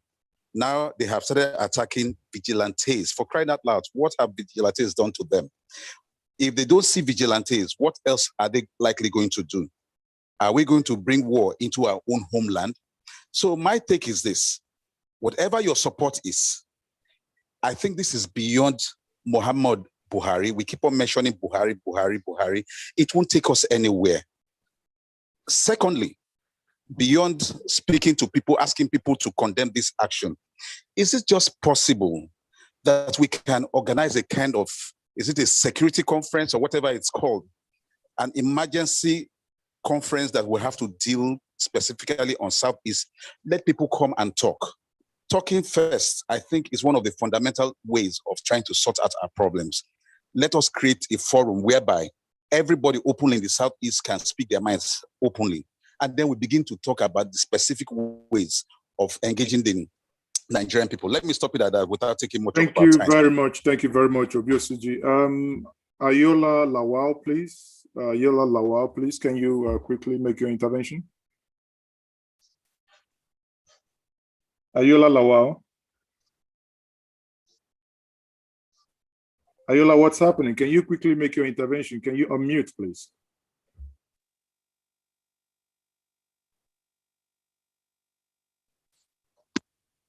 Now? Lawal, go ahead. We can hear you. Okay. First and foremost, I want to commend Marcy for always putting something like this together. And more importantly, I want to commend, I'll call him a renaissance, that is Chidi, because his approach to issue are quite unique. And he sold me on most of his ideas on moving forward. And I believe this issue majorly has to do with the political elite. And if those political elite could be handled in a very blunt ways, I think we will get to the solution of, we tend to have a way forward on this issue. Thank you very much. Thank you very much, Ayola. Ehi Hector, please, quickly.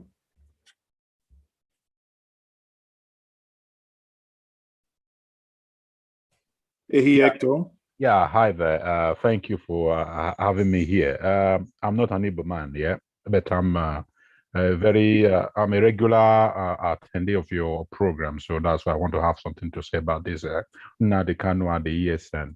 You see, Nnamdi took over from major Igbo leaders because the Igbo leaders, they became very complacent. You see, the major problem of Nigerian system is when you start, they always have this bright objective to start such an initiative, and then they, in the middle of it, they lose their ways because they become so connected to those people they are trying to protect their people against. So Nnamdi Kanu came in that process. But what Nnamdi promised his people is that he wanted to be a Robin Hood. People they can count on. There's somebody they can count on. He want to protect his people. Everybody signed up. They were willing to die for that initiative. But for what I'm seeing now, you have initially said that the North, they are permit my language, they are unreasonable, animalistic, and all that stuff. They've turned their own region to a forest, a very unbearable place to live. Now that Nigeria is now rated as one of the most dangerous places to live because there is a very high level of insecurity in the north. Now, Igbo people, trust me, Igbo people are one of the most educated people in Nigeria. They are business oriented, they are hardworking, they travel miles. There's no place you can go, you don't see an Igbo man. They know what they're doing. And now, instead of using your education, your initiative to better the people, there are people attacking police, killing vigilantes, attacking different. This is not the initiative I thought Nnamdi had in mind when he was visiting different countries looking for support. Okay, thank you very much, Ahid. I think I need to make a clarification and put this clear here out. What we are talking about here is on a general term, because until the police comes out to say this is who are behind these attacks, we could not at this moment narrow it down to anybody so that it is very clear. We have heard the governor of Imo State clearly saying that the prison break that happened in his state was not done by IPOB. I mean, those are the words of the governor. Therefore, we couldn't, because none of us here has the security report of what happened. If he's fluking us, then it is left for when the other side, maybe the security, could come out once they finished their investigation. We also have on record when the Southeast Governors Forum chairman, in the person of the Ebonyi State governor, also made some clarification on Sunrise TV. So bearing this in mind, in as much as whatever is happening in the Southeast today is condemnable, but it appears that the government that owns the duty to secure lives and property have still failed in pinpointing, because you and I can, probably think it could be Mr. A, Mr. B, or Group A or Group B based on certain antecedents. But at this point, I do not think that that could be conclusively said. Having said that, I'll bring quickly Brother Chidera. Please make it snappy. We are now rounding up so that Chidi can take these last questions, then we can wrap it up. Thank you very much. So Chidera, can you go ahead, make your contribution, please? Yeah, thank you, Mazes. Okay, practically have answered my question for you. Okay, that's fine. Then if you have answered your question, then we move on. No, I would just, because the reason why I raised my hand is the gentleman, the one that driving, I can't remember his name, saying that Igbos are killing themselves. No, the guy who asked question before Cheta left, after Cheta have left, that the unknown gunmen are dead against the Igbos. My question to him, how did he know it was the Igbos? He doesn't have any fact verification that these are the Igbos. So if you look at the news coming out from the Nigeria now, that the Inspector General of Police or Commissioner of Police in Lagos are warning IPOB and Oduduwa agitation against bombing Lagos. How did they get that kind of a news? Now, well, you and I are not part of the security agencies. So if they have their intel and their intel tells them that information, well, obviously we can do nothing but to hope and think that they've done their due diligence. Thank you very much. People cannot afford to be blaming themselves now because unknown government is not written Igbo name there. No single person have been captured and say, oh, these are Igbo. So let's not blame you saying it Igbo. Before you know it now, they will buy the idea. Thank you. You know, that's someone asked that question again for clarity here, please. Yes. Someone asked that question and we're going to get to that. Thank you very much for your time. So the last person this evening is going to be Ikenna Iheme. Ikenna, please. Make it very quick, Ikenna. Yeah, thank you very much. I appreciate you, sir. Go ahead.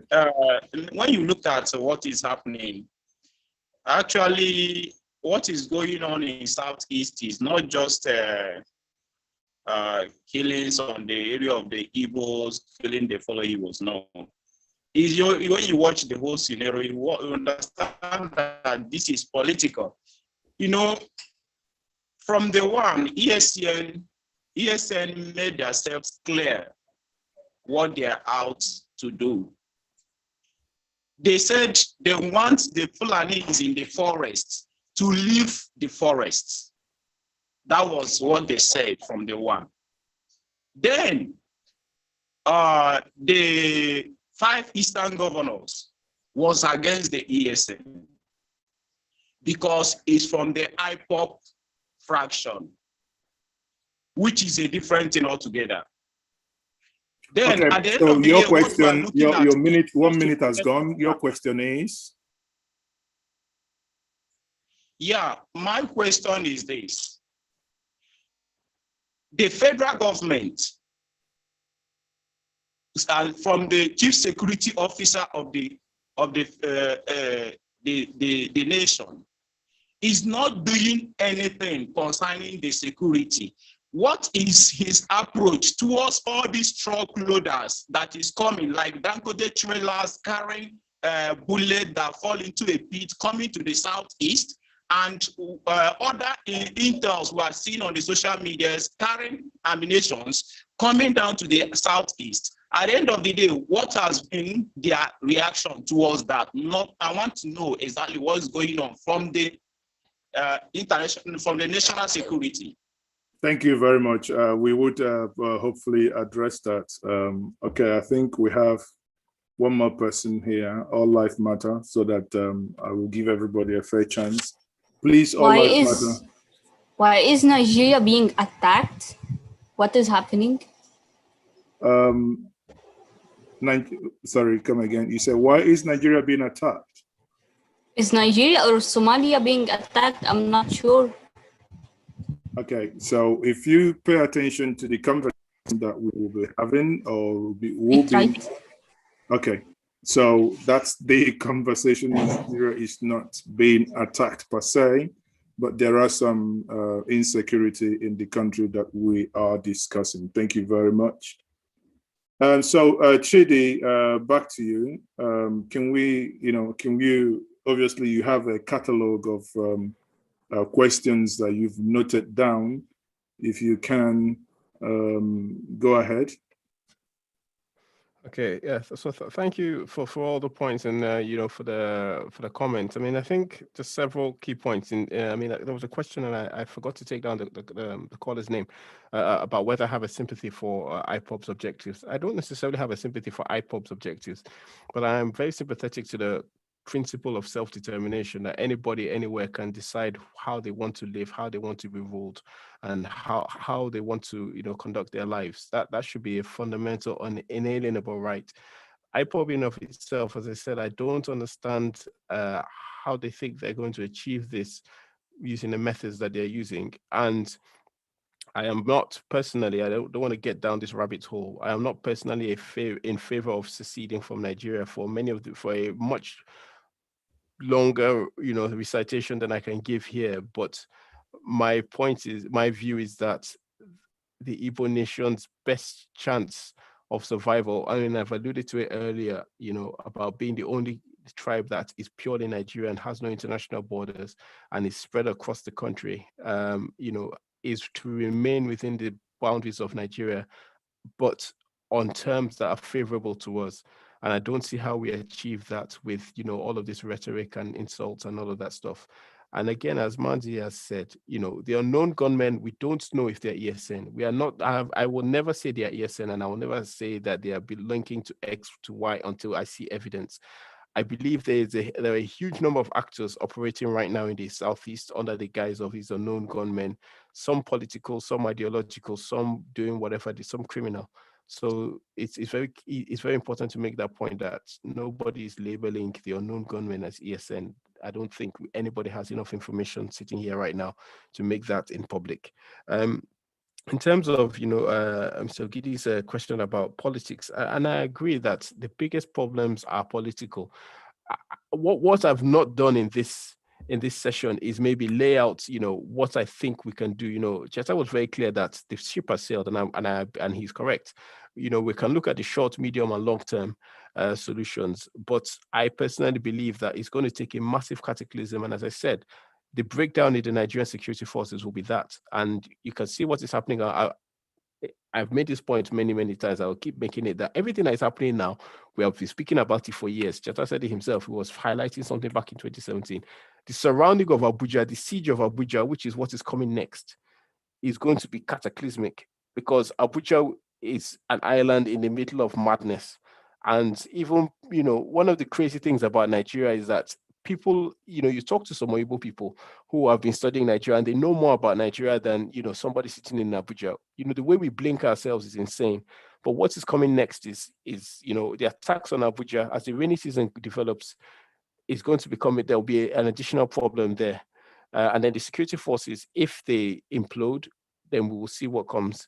And then we can then start looking at what's, the solutions. But in the short term, there's no solutions.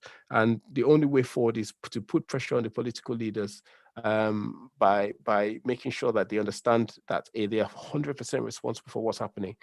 We have, as many people that know me outside this forum will know, I'm not a fan of this government. I'm not a fan of any government, and I have very strong opinions on them. But I don't want to focus on Buhari or President Buhari, because I think that's redundant. That ship has sailed. There's nothing you're going to do or say that's going to change him from where he is. So we need to be looking elsewhere.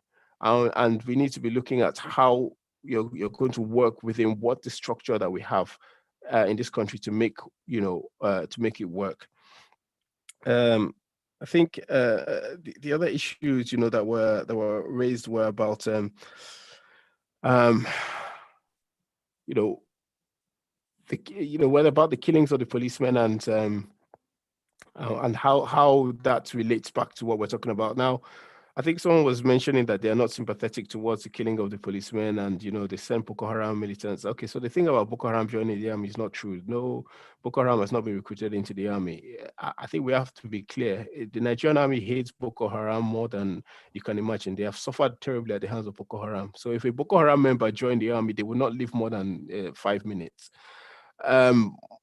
The treatment of Nigerians by the Nigerian army is not unique. The Shia, who are Muslims, although they are different Muslims to our rulers, were slaughtered by the Nigerian army. Everywhere in Nigeria, there's slaughters and massacres.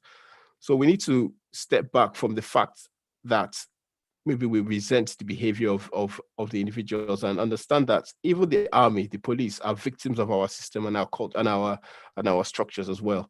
Mazi asked the very important question: why don't the police themselves rise up? Well, they don't have a choice. This is a job in a country like ours where power is everything. They have a little bit, a smidgen of power, but we can see how ephemeral that power is. A few boys are knocking over their power, their checkpoints and their police stations.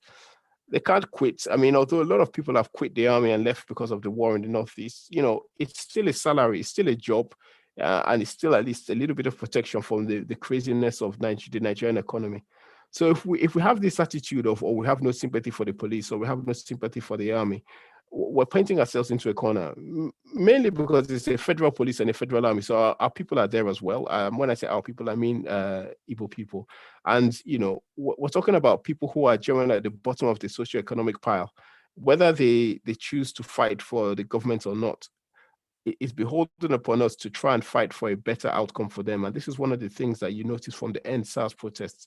Part of their demands were better conditions for the police. If you have a well-trained, well-resourced, well-equipped, and properly paid police, a lot of these problems will go away. So I would love to have an opportunity to talk, you know, purely on solutions and not rehash the problems, but, you know, that's not for this session.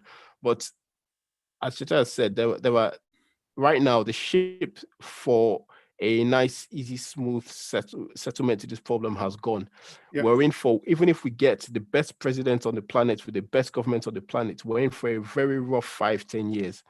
So we have to take that in mind and start planning for what's coming next, and planning for, especially for, I mean, for those of us outside, this is academic, but for those of you in Nigeria, it's about trying to understand that the next few years is not going to be pleasant. And we need to kind of understand that, you know, the solution is not breaking into 5 different countries or 67 countries at this point in time, because in every single one of those countries that you're breaking up into, all these problems are there, and you're going to have to deal with it. So Chidi, thank you very much. Now that we are, you know, rounding up and we will be shutting down, you know, shortly, I have taken some notes, you know, looking at what, since this conversation started, what are the solutions? Part of the solutions that you and Cheta agreed on, or rather you actually propelled that solution, was to address the fallout of the civil war, you know, probably, hypothetically, assuming that we had a president who could do the things, you know, that was highlighted. You know, I think you mentioned, be it Asaba, ideally could be Asaba, or Nicha, Enugu, anywhere where someone could come and say, okay, probably there were, you know, that mistakes were made before. Can we probably come together as a people? That's part of the solution. Another solution that was suggested by Cheta is to rejig the security architecture of the nation. Now, because people have said, and correct me if I'm wrong, where when people talked about the security service, the service chiefs, and people are saying, okay, now that you have changed the service chiefs, what has changed? Are we still, you know, have we seen any improvement in terms of security? I do not think that they are going to do magic overnight, but that's part of the solution, to rejig the security apparatus.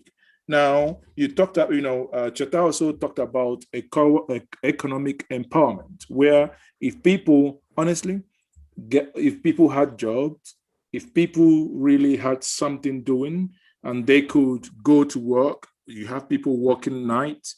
When they come back from nights, they will be sleeping in their houses with electricity.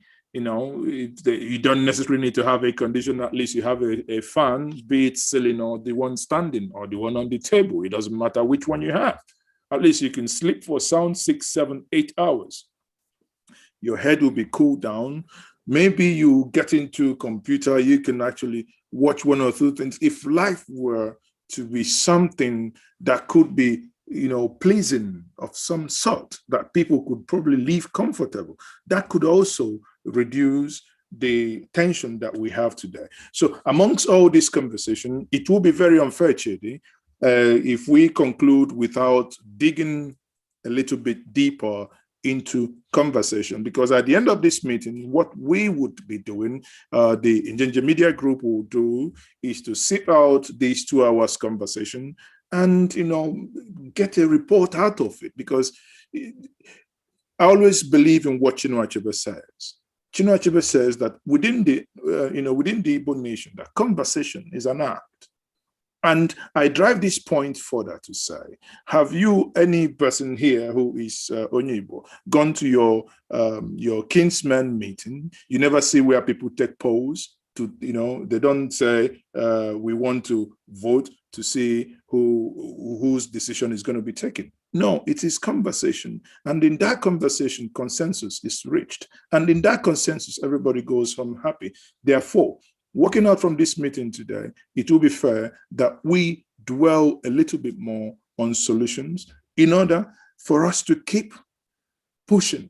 Because one thing we couldn't do is to, at this point, give up, because giving up in the face of this senselessness is akin to one committing suicide. So, Chidi, I don't know. As part of the solutions, you know, I've read out 3 solutions here. I do not know what you think. If you do have more solutions that you can offer, Chidi, over to you.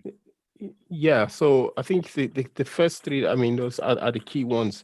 In focusing purely on the Southeast, I mean, there's a much bigger problem of the rest of Nigeria, but focus on the Southeast, that reconciliation is important. Sorry, you know, because this conversation, yes, we narrowed it down with the last towards the last segment to Southeast, but you know, from your experience, I think maybe we can break it down into regions. You know, it might be that these solutions, because there is never a time that we can have one solution that fits it all. Yeah. Each region, and you know, there is this peculiarity of problem that each region faces. Yeah, so that's kind of, you know, what I want to allude to, in that when we look at every single place, the first and most important thing is it's, for me personally, is the understand the problem, understand the nature of the problem. Once you understand the problem, then you know the solutions more or less fall into place. Now I'm going to give you one example. I'm sorry, this is going to be a little, I'm going to try and truncate it. So if you look at there was an insurgency in Malaya in the Far East back in the 50s or 60s when it was still a British colony. It was done by the Chinese, who were a minority there. They had a legitimate grievance, which is they were not given property rights. They were treated as second-class citizens. And then the communists came and exploited that, created an insurgency. The British, this is one of their success stories, neutralized that insurgency by one very simple thing. They said, number one, we're going to live in, let's say, 10 years. We gave everybody a date. So that removed one plank of the communist propaganda that, you know, they're fighting colonialism. The second thing is that they said, as part of the new constitution, Chinese will have full rights. They will have full property rights. They will not be treated as second-class citizens. You've taken away the other legitimate grievance. All you're fighting now are the people in the bush. The other people now think, my future, I can manage for 10 more years, and in 10 years I'll have a constitution. And as part of that, there's a gradual process of integration and, you know, all that kind of stuff. They have a stake in the future. So, you know, the key thing is that understanding piece, understanding the legitimate grievances, and then doing the top. You know, and this is the political element of clearing out, you know, the legitimate grievances. So in the Southeast, the biggest legitimate grievance is a feeling of marginalization and the legacy of the war. And that can be dealt with by a genuine reconciliation process, you know, where people stand up, as I said, go to Onitsha, go to Asaba and say, we apologize for what happened, or we acknowledge the pain of what happened, and, you know, all of this kind of stuff. And you can see little things that are happening that are not linked to the government, but they're happening kind of by private citizens, like the thing Hero did about, you know, the Igbo apprenticeship system. There's also some other little initiatives being taken out. If the government took things like that and blew it up, made a big deal of it, yeah, we might be skeptical, but it will still be a point of pride for us. Now, if you look at the Niger Delta, what's the big underlying thing? They're not benefiting from their oil. So there's supposed to be an oil cleanup thing there. Do the oil cleanup properly. You know, take away all this patronage and invest properly in people, things will improve. Boko Haram is a slightly different problem because it has gone beyond, you know, just underlying grievances. This is now war, and there's only really a military solution to Boko Haram, but you can deal with the underlying cultural issues. In the North West, deal with the crime and development issues. If you go to certain parts, illegal mines are all over the place. Not only are they stealing or taking out the gold and all the other minerals, they're polluting the waterways. They're doing all kinds of terrible stuff. Nobody's doing anything about it. So solve those little problems, and then all those underlying issues, you know, can be dealt with. But security sector reform is key. It's not about changing the service chiefs. You're just changing the person. It's like changing the captain on the Titanic as they're heading towards the iceberg. It means nothing. You need to change the way the Nigerian army is structured from this antiquated system that exists, that was a 1950s army, to a modern army that has good logistics, that can deploy and has a lot of you have small maneuver units. I'm going to get a little bit technical here, but let me bring it back. But it's a better organized for the tasks that it has, which is, fighting small, light, mobile enemies. And then you can scale that up to fight peer enemies. But the main problem with the Nigerian army right now is fighting. They're fighting everybody as if they're fighting the Russian army. When can Nigerian army actually do that without, infiltration? Because it appears we've heard where they say, "Oh, we've been told to go to XYZ before we got, before we're even on our way. We have information that they already know that we are coming." So yes, they can do it without infiltration. They can do it very easily because two very good important points. The first is that the biggest resource Nigeria has is manpower, and of the people that we have, a huge proportion of them are young. So we have a huge pool of people that we can recruit from all over the country, who we can use for our military. And you don't have to put them in there for 10 years, 20 years. States open up a policy of 5-year contracts. You join the army for 5 years. You're on higher pay, but when you leave, that's it, you're done. You take maybe a one-off payment, no pension, but 5 years, lump sum payments at the end. And every year you want to recruit 100,000 people for the next 5 years. However many fifth columnists or whatever it is you're going to recruit, you're recruiting like 100,000 people from all over the country. You do it with federal character, etc., and all this stuff. These are young people. Many of them will be patriotic. You can think of youth corps, how they go out to do elections, how patriotic they are, how much they enjoy the whole going to see different parts of Nigeria. The same principle translated to creating a new Nigerian army. And then, as I said, the organization needs to change. It needs to be, as has been alluded to, it needs to be more focused on less on divisions and all these big titles, and more on streamlined logistics, streamlined firepower, giving a lot of authority down the chain to the young officers, to the captains, to the colonels, to conduct operations properly. The police fundamentally need to change. So this recruitment, I'm saying, for the army needs to happen for the police as well. Expand the police. Retrain them, reorientate them away from repression, suppression, and protecting the regime to protecting the people. And if every single policeman, when have we ever seen police patrolling? When I say patrolling, getting out of their vehicle and walking through the town, walking through a market, greeting the market women. As Cheta said, they can go there, they won't know anybody or anything because they don't interact with the population. So there has to be a complete reorientation of how we police ourselves. And then the final point is we need to halt all of this madness about we're going to buy 20,000 tanks, we're going to buy this, we're going to buy this, we're going to buy that. We've been buying. Literally, 2 weeks ago, we bought a new vehicle. They announced we've bought this new vehicle. Almost 2-3 days later, that vehicle was in a Boko Haram video. They hadn't even taken it off the trucks before they captured it. We keep buying equipment. We don't train the men how to use it. We don't treat them properly. And then Boko Haram, we're essentially, literally, what I'm trying to say, if you understand how ridiculous what I'm saying is, we literally took a truck from the factory to a ship, transported it, and handed it over to Boko Haram virtually. They captured it in a base, but that's how ridiculous it is. That's, we're just purchasing weapons over and over again to hand over to the enemy. We need to stop buying weapons or buying new equipment. Everything we need to win all our conflicts is inside Nigeria right now. If we just start maintaining them, and stop, all of this, we're going to buy a new shiny piece of equipment. Just maintain what we have now. But why wouldn't they buy it? That's the easiest way that those at the top make money. So you're getting to my point that we have to now look at that are we fighting a war to win a war? Are we fighting a war so that somebody can buy a house in Dubai? So if we want to win this war, the answer is the answer we will not give on this platform, but that to me is where we, and then standardized equipment. Sorry, I forgot to mention standardized equipment, so that I think I've made this point in another thing is that the British Army, and I'm sorry to keep using them, but I use it mainly because I'm trying to say this is not them say, this is not what I read in a book. This is what I can see, what I've lived. You know, the British military uses one rifle, the whole military. I mean, there's 2 or 3 other rifles, but the main battle rifle is one rifle by the Army, the Air Force, the Navy, the Marines. So I can go to any base, pick up a rifle, I know how to use it, I can get the ammunition. Everything is simple. So we have to standardize equipment, not one from China, one from Russia, one from Pakistan. Everything has to be the same. But it's not their fault, because if, like in the last time, America refuses to sell you arms, you need to source the arms somewhere else. Or make them yourself. Well, make them yourself. You might get to a point somebody start making, if he makes 20 and he sells maybe 5, and and puts only 15 in the ledger book. So that comes back to the political will, because if you genuinely want to stop that from happening, you need political will.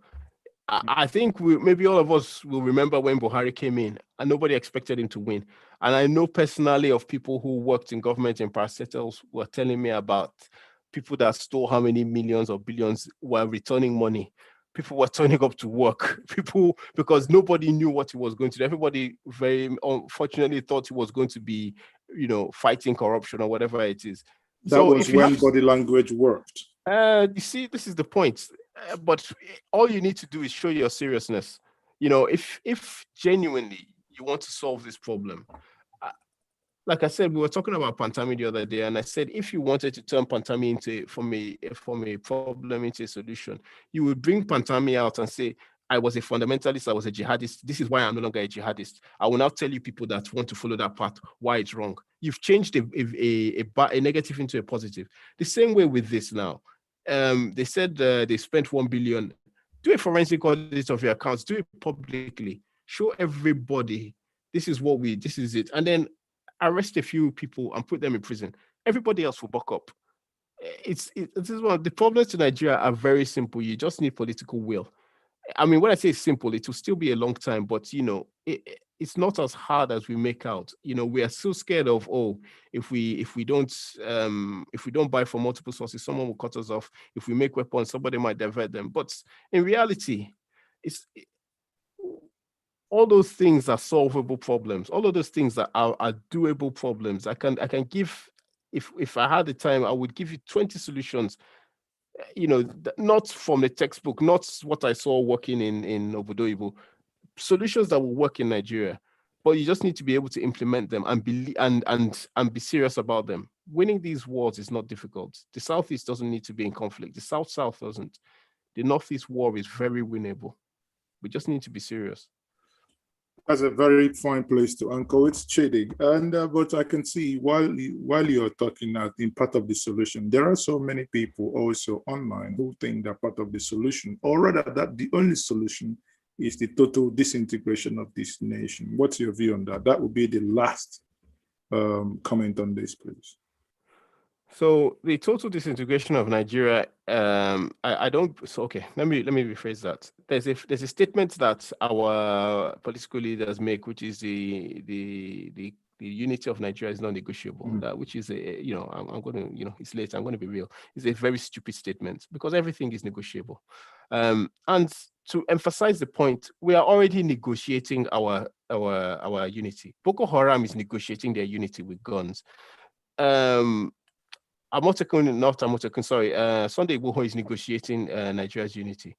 The herdsmen, the bandits are negotiating Nigeria's unity. So we're already negotiating our unity. That point is ridiculous. But the point is how we break up is very important. We could break up like Sudan, with a long war, then break up, and then there's that problem, or like Yemen that broke up, reunited, broke up. Or we could be like Yugoslavia, or we could be like the Soviet Union, or we could be like Czechoslovakia. All of these, and it's very easy to cite one example and say that's what's going to happen. It's not, nothing is written. But the only way Nigeria breaks up and that it functions for the people within Nigeria is if we agree to break up. And the dissolution of the country without an agreement between the component parts of that country is just a recipe for a very, very long, protracted and bloody war. That, again, we as Igbos, and I apologize to the non-Igbos on the call, but the Igbos will be the biggest victims of that, because we, as I said, are the only Nigerians who are in every single part of Nigeria, and not just there transiently. We're invested, set roots, invested property, had children, intermarried, all manner of things. We will be the biggest victims of that. So again, when I say that I'm not in favor of secession, I'm not in favor of it's not because I have some. It's just from purely practical point of view that the Nigerian people in general will suffer, but the Igbo people in particular will suffer the most. Thank you very much, Chidi. That's Chidi, Nwaonu, risk management, terrorism, security, and counter-insurgent expert. Chidi joined me from London. Thank you very much for your time, Chidi. And previously we had Cheta Nwanze, who is a lead partner at SBM Intelligence. Cheta, once more, happy birthday to you. I think Cheta was taken to a location for birthday enjoyment. I hope you're going to keep my own plate of Nkwobi. On that note, I will say thank you, everyone. It has been a very fantastic and a wonderful time that I have enjoyed every bit of this conversation. Once more, I will